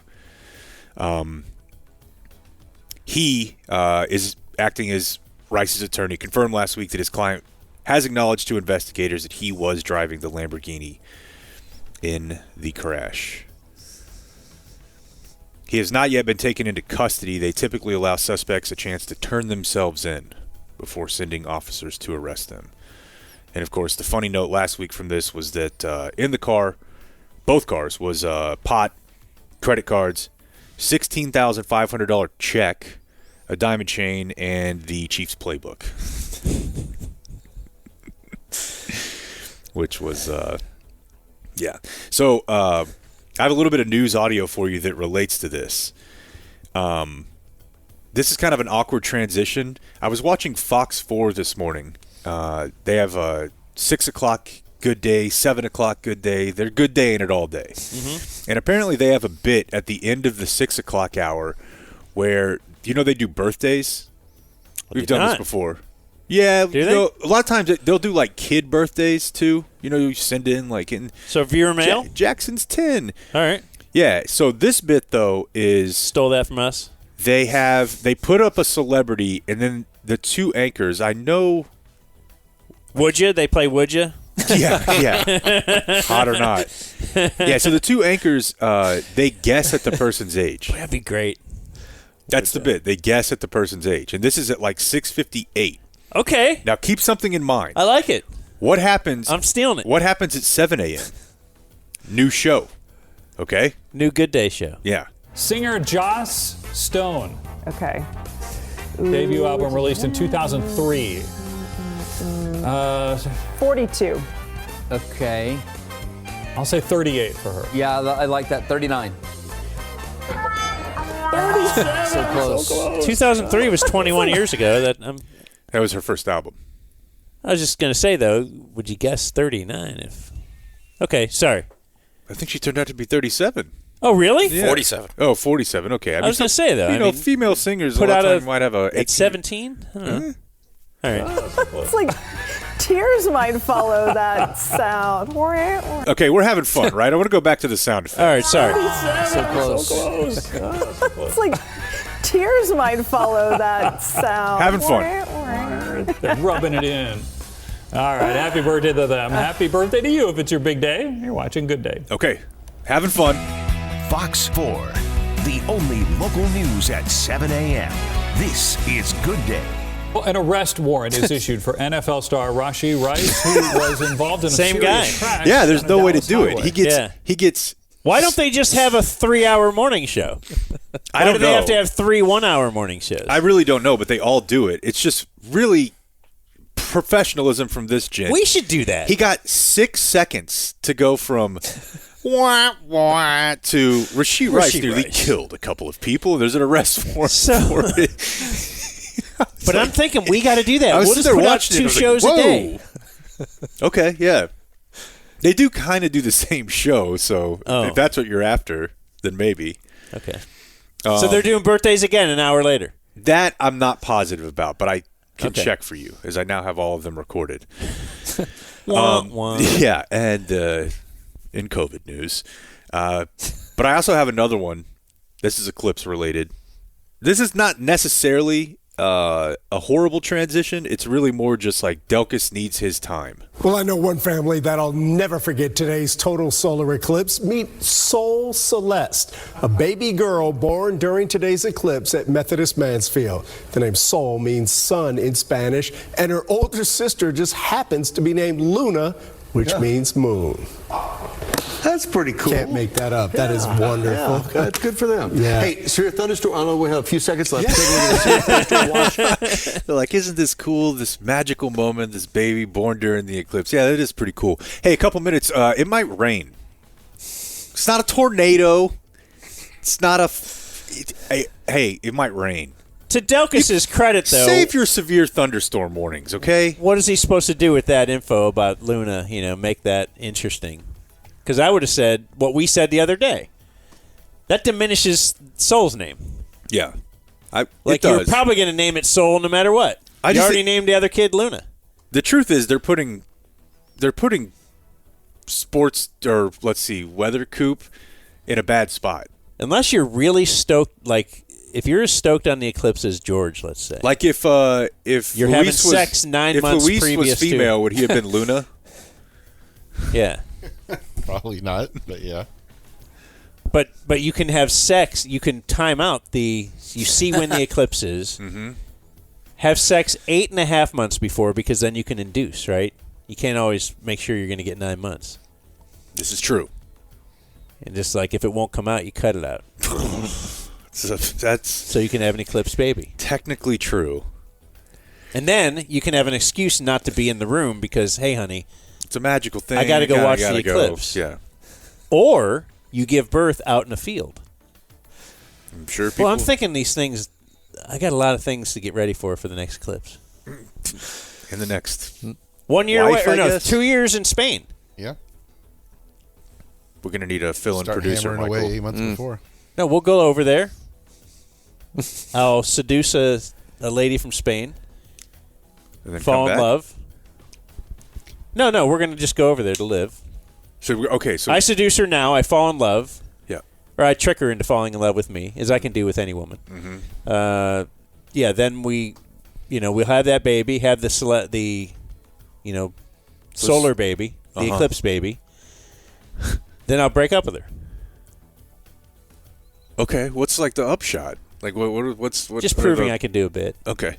You might need to write all this down, Kenton. There's a lot of intricacies in this plan. Yeah, there are. We'll work it out. A lot. Everybody stop paying Hey, next go to business, Spain, and we got next Business Wednesday. I We'll know, work out the kinks. Yeah, I know Blake won't be there in Spain. That's true. Reunion Tower in downtown Dallas will go dark starting tonight. We do this story every year. Why? Eclipse. No. Oh. Nope. Dark for a month. We do it every year. I'll give you a guess. I want you Cancer? to guess. It's because of cancer. Michael, anything? Mm-mm. Birds. What? Migrating birds. In April? From April 11th to May 12th.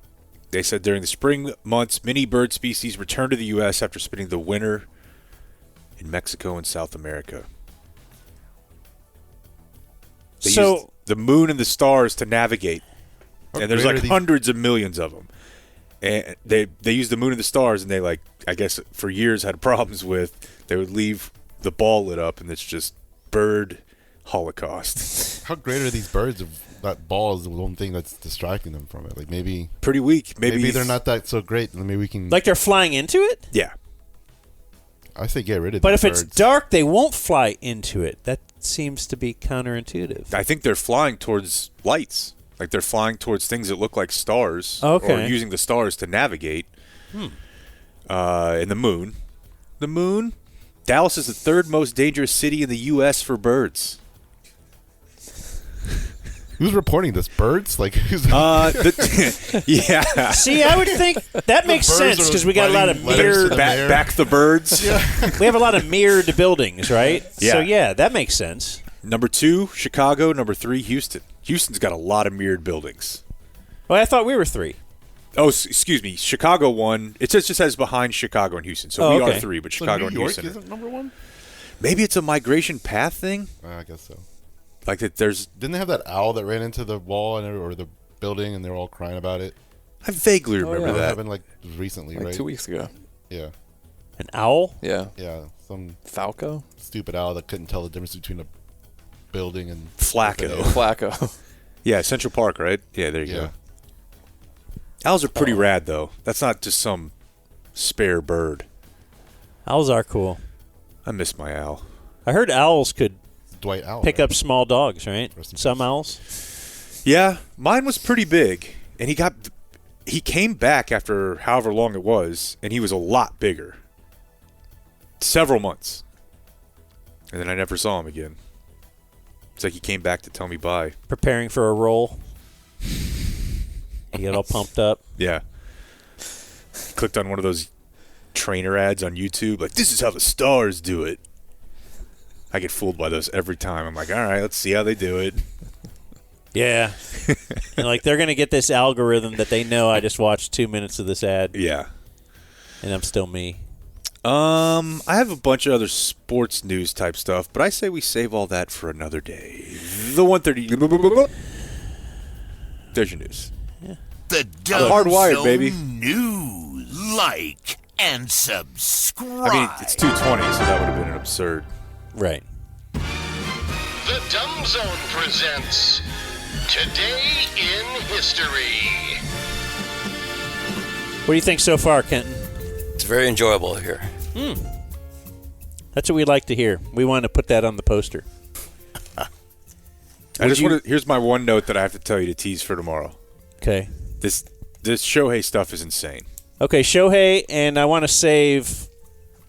I have some Eclipse audio too.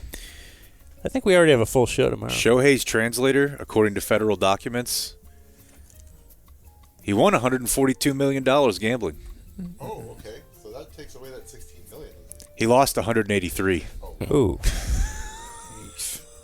Oh, I thought he'd won 143, lost 16. We might have to pop Haralabob on and be like, who's taking this money? Who's taking these bets? They have text messages between him and the bookie, too. Okay. Encrypted text, they say, which means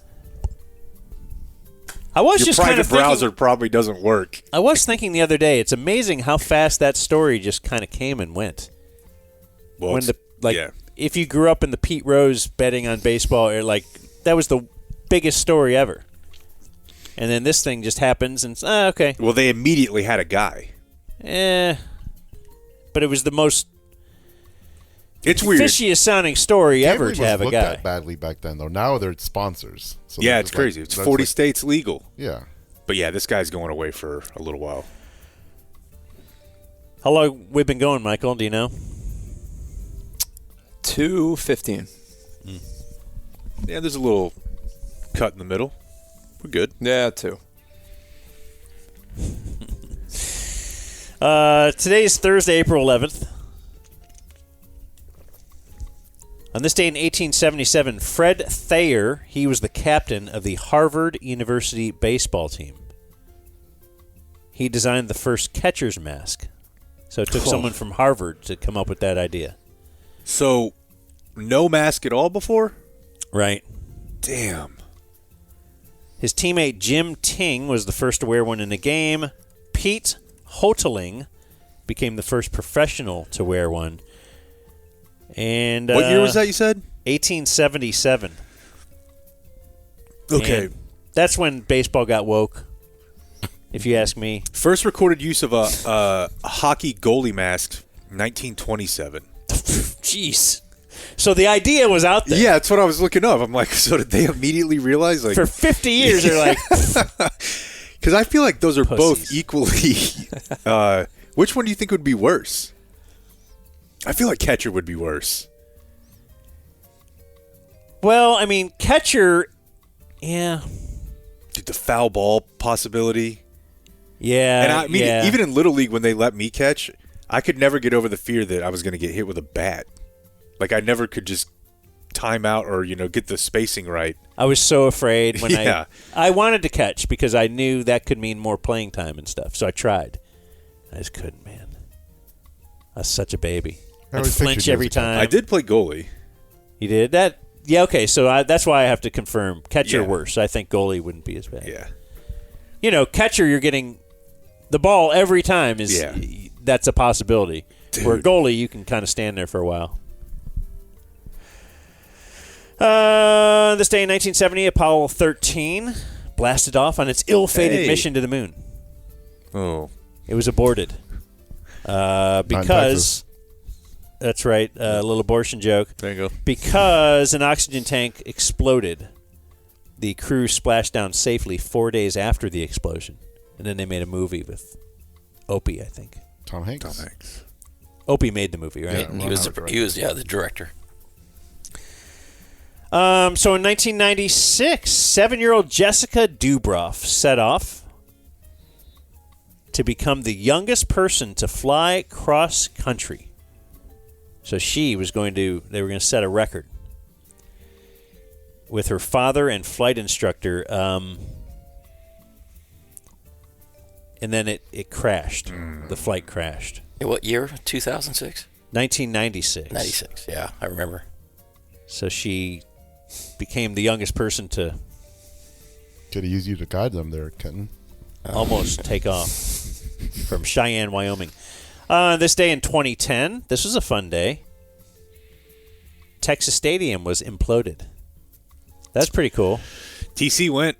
I watched it on television. I watched it. Yeah. It was like Sunday morning, right? TC went. Oh, hell yeah, dude.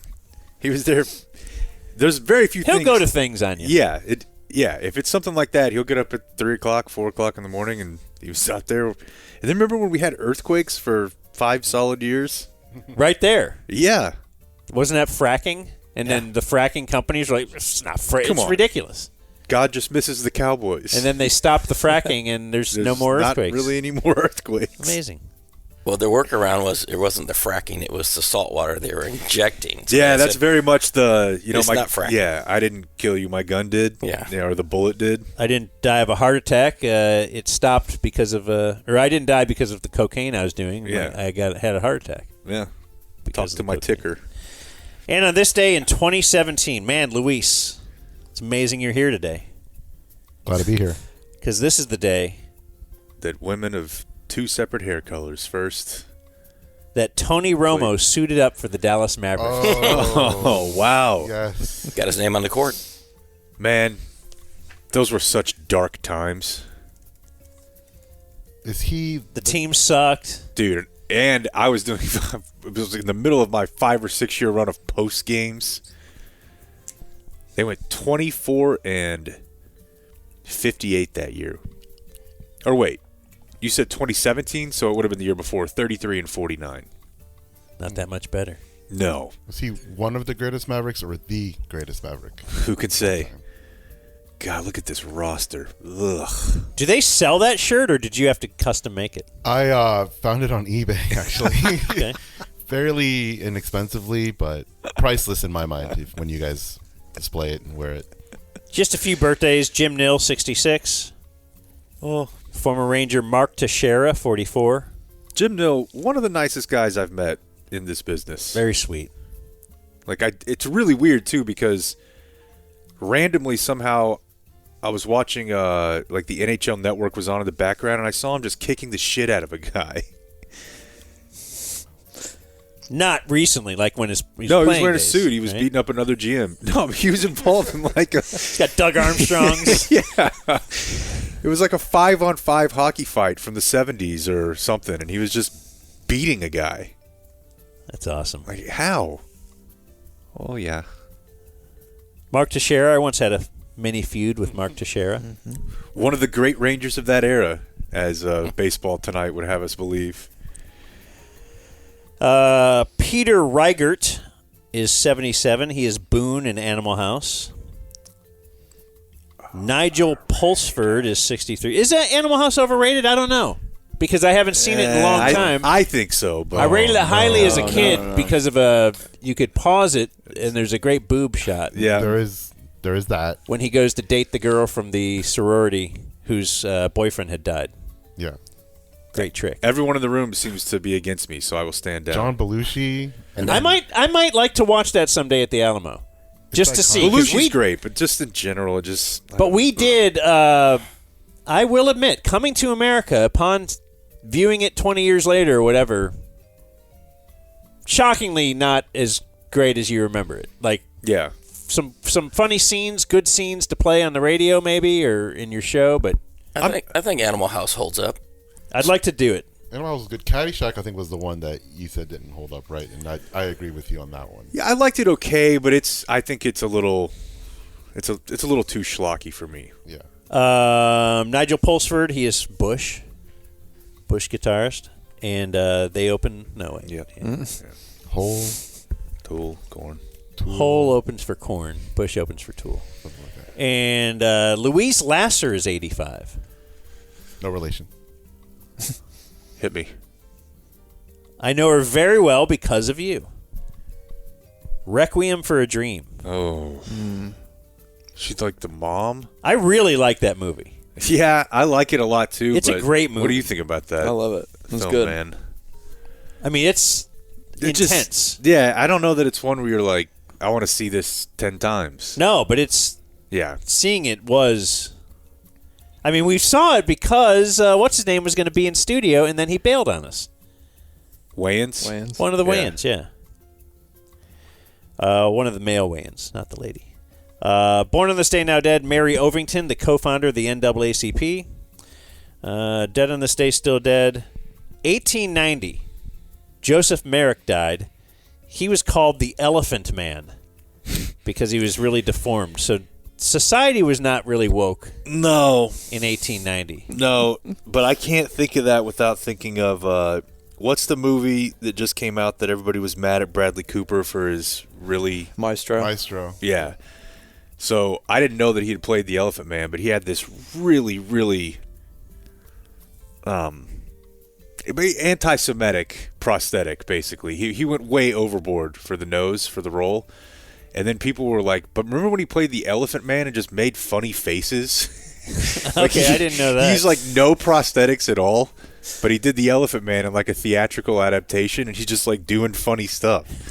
And, like, so you decided this is the one that where you're going to be you mad have at to him. have a prosthetic, but that one, he's like, I'll wing it. I have to mention, like, wasn't it like Hangover when he would say some pretty wild stuff in it too? Oh yeah, yeah. But you used to be able to. I mean, there's a lot of actors, dude. I saw a scene from the pilot of Reno 911 the other day, which, by the way, greatness. That show's so underrated. Yes, in Never the seen pilot, it. dude, No. you would love Dude, it. it is You would love it. top notch. Yeah, there's an N-word in the pilot from a white person. Doesn't Charlie say the N-word in the pilot of Always Sunny? He does, and it's not the only time. Man, we did our pilot wrong. Because I think what that shows is growth. Yeah, right. And you got to start somewhere. We have not grown at all. Also died on this day You in could 20... redub it if you want. Okay, yeah, we just dropped that in It's there. in the middle of a segment. Dorothy Mengering. That was her, I believe, remarried name. She died on this day in 2017. She was 95. She was David Letterman's mom. Oh. Were you into Letterman? Yeah, for sure. So you've seen her. Yeah. And died on this day in 2018, Mitzi Shore. Comedy Store. Comedy Store. Paulie's mom. Great documentary. You know what? I don't think I've ever seen it. It's on, well, it was Showtime, so maybe it's Paramount Plus now. All right. Great. Really worth it. And that was Today in History. Well, we must thank Louise Lasser,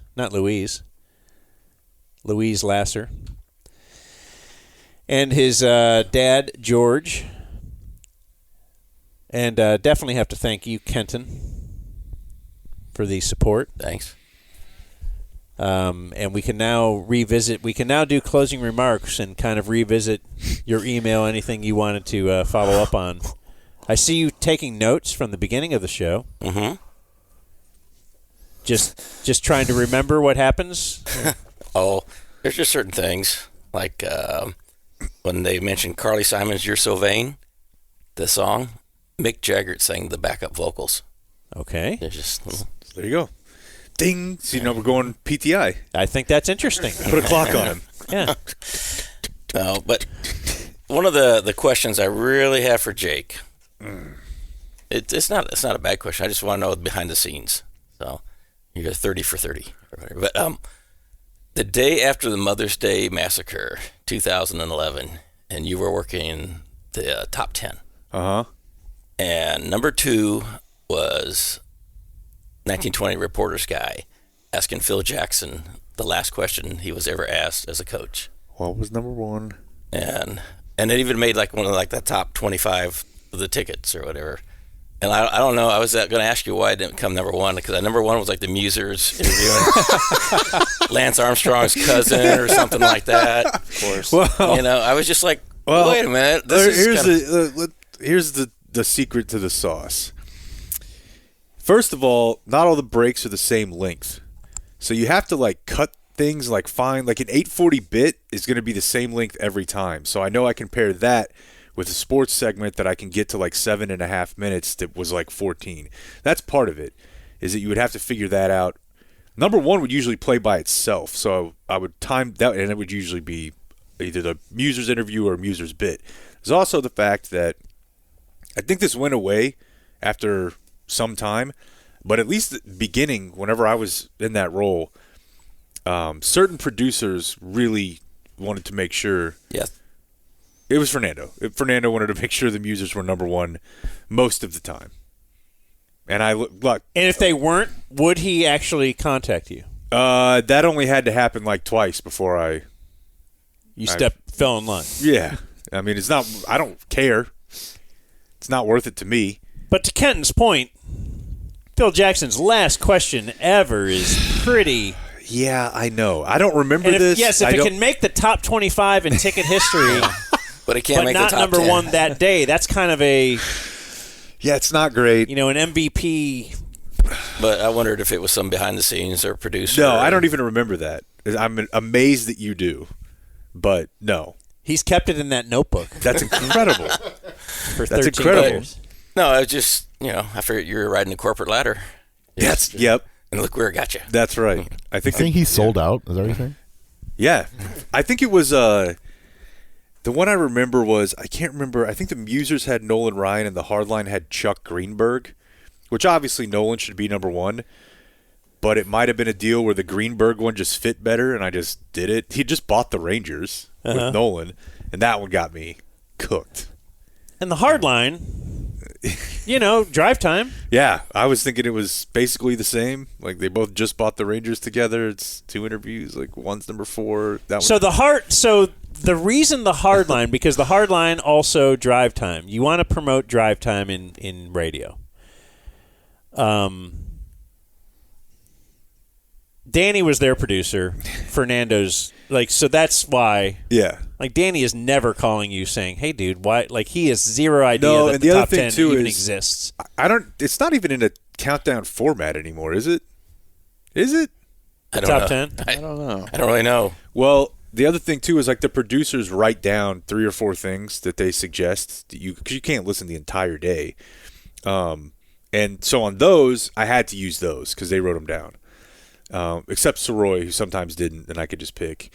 But Danny would never write anything down. So I would just be like, whatever part of your show I heard, it's probably 4:30 E! News at the time, 5:10, funny bit, and something else. Like, he'd leave it blank every day.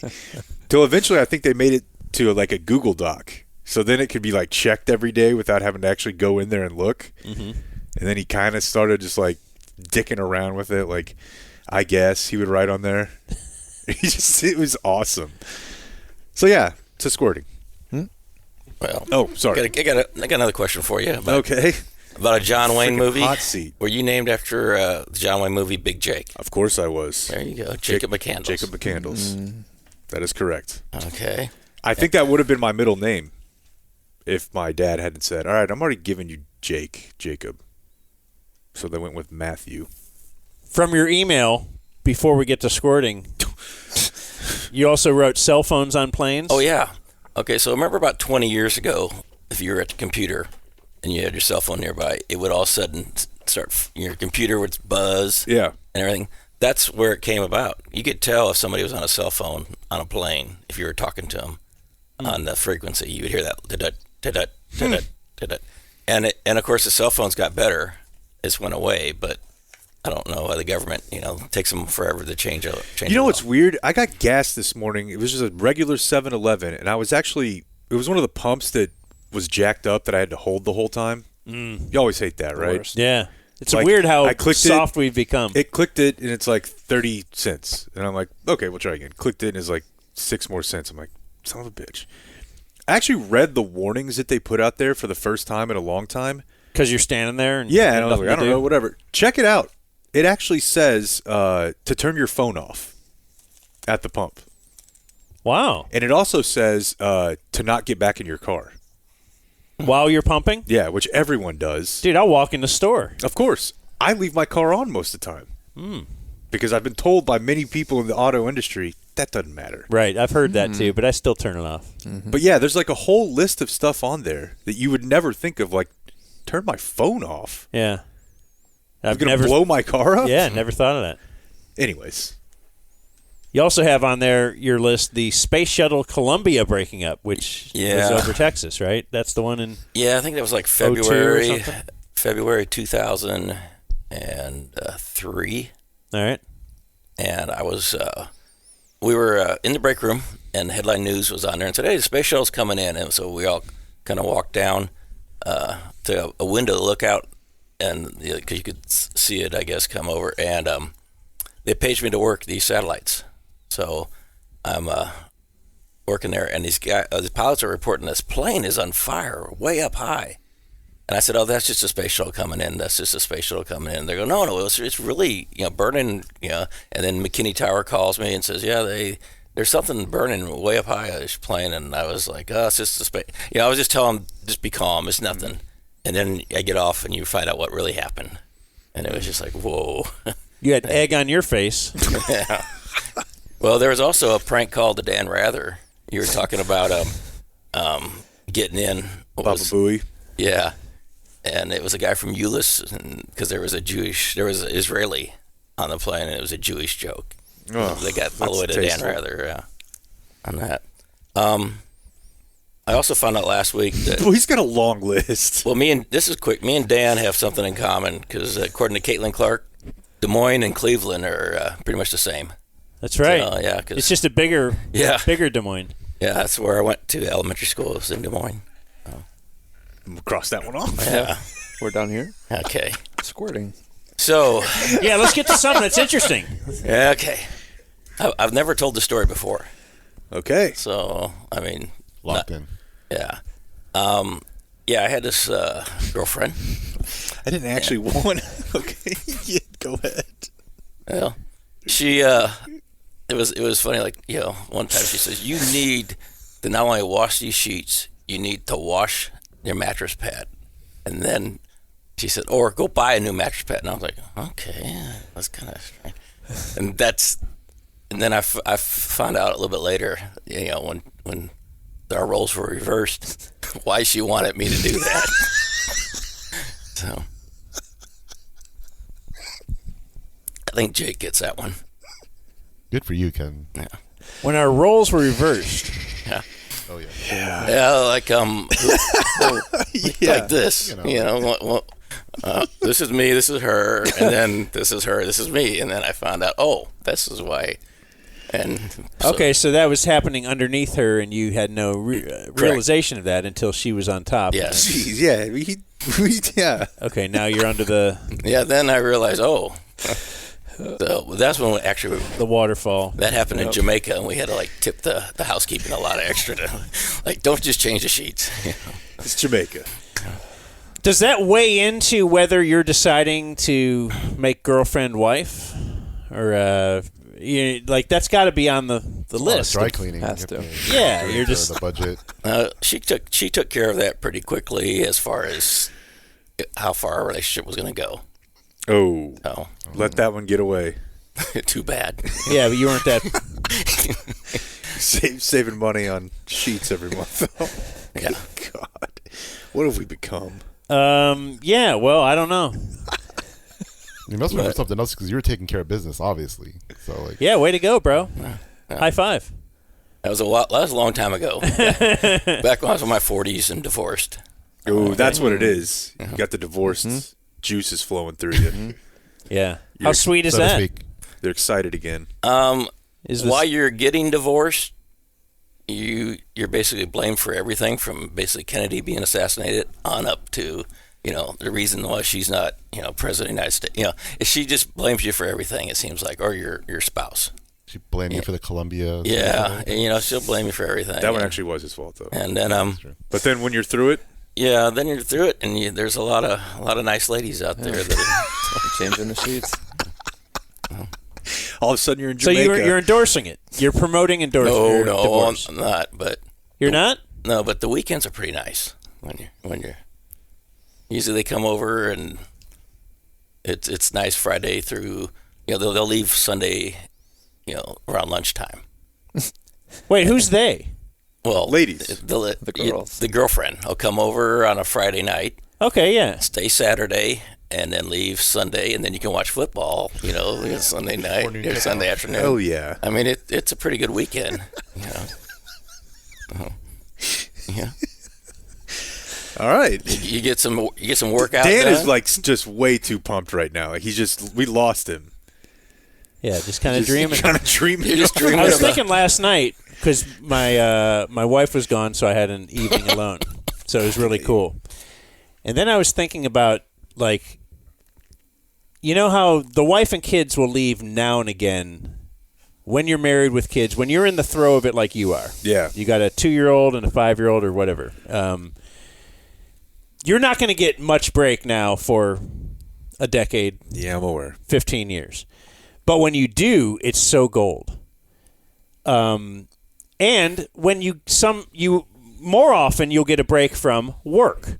Now that we do this, we don't get as much probably vacation time. But, you would have a few weeks a year, everything in normal people that aren't us.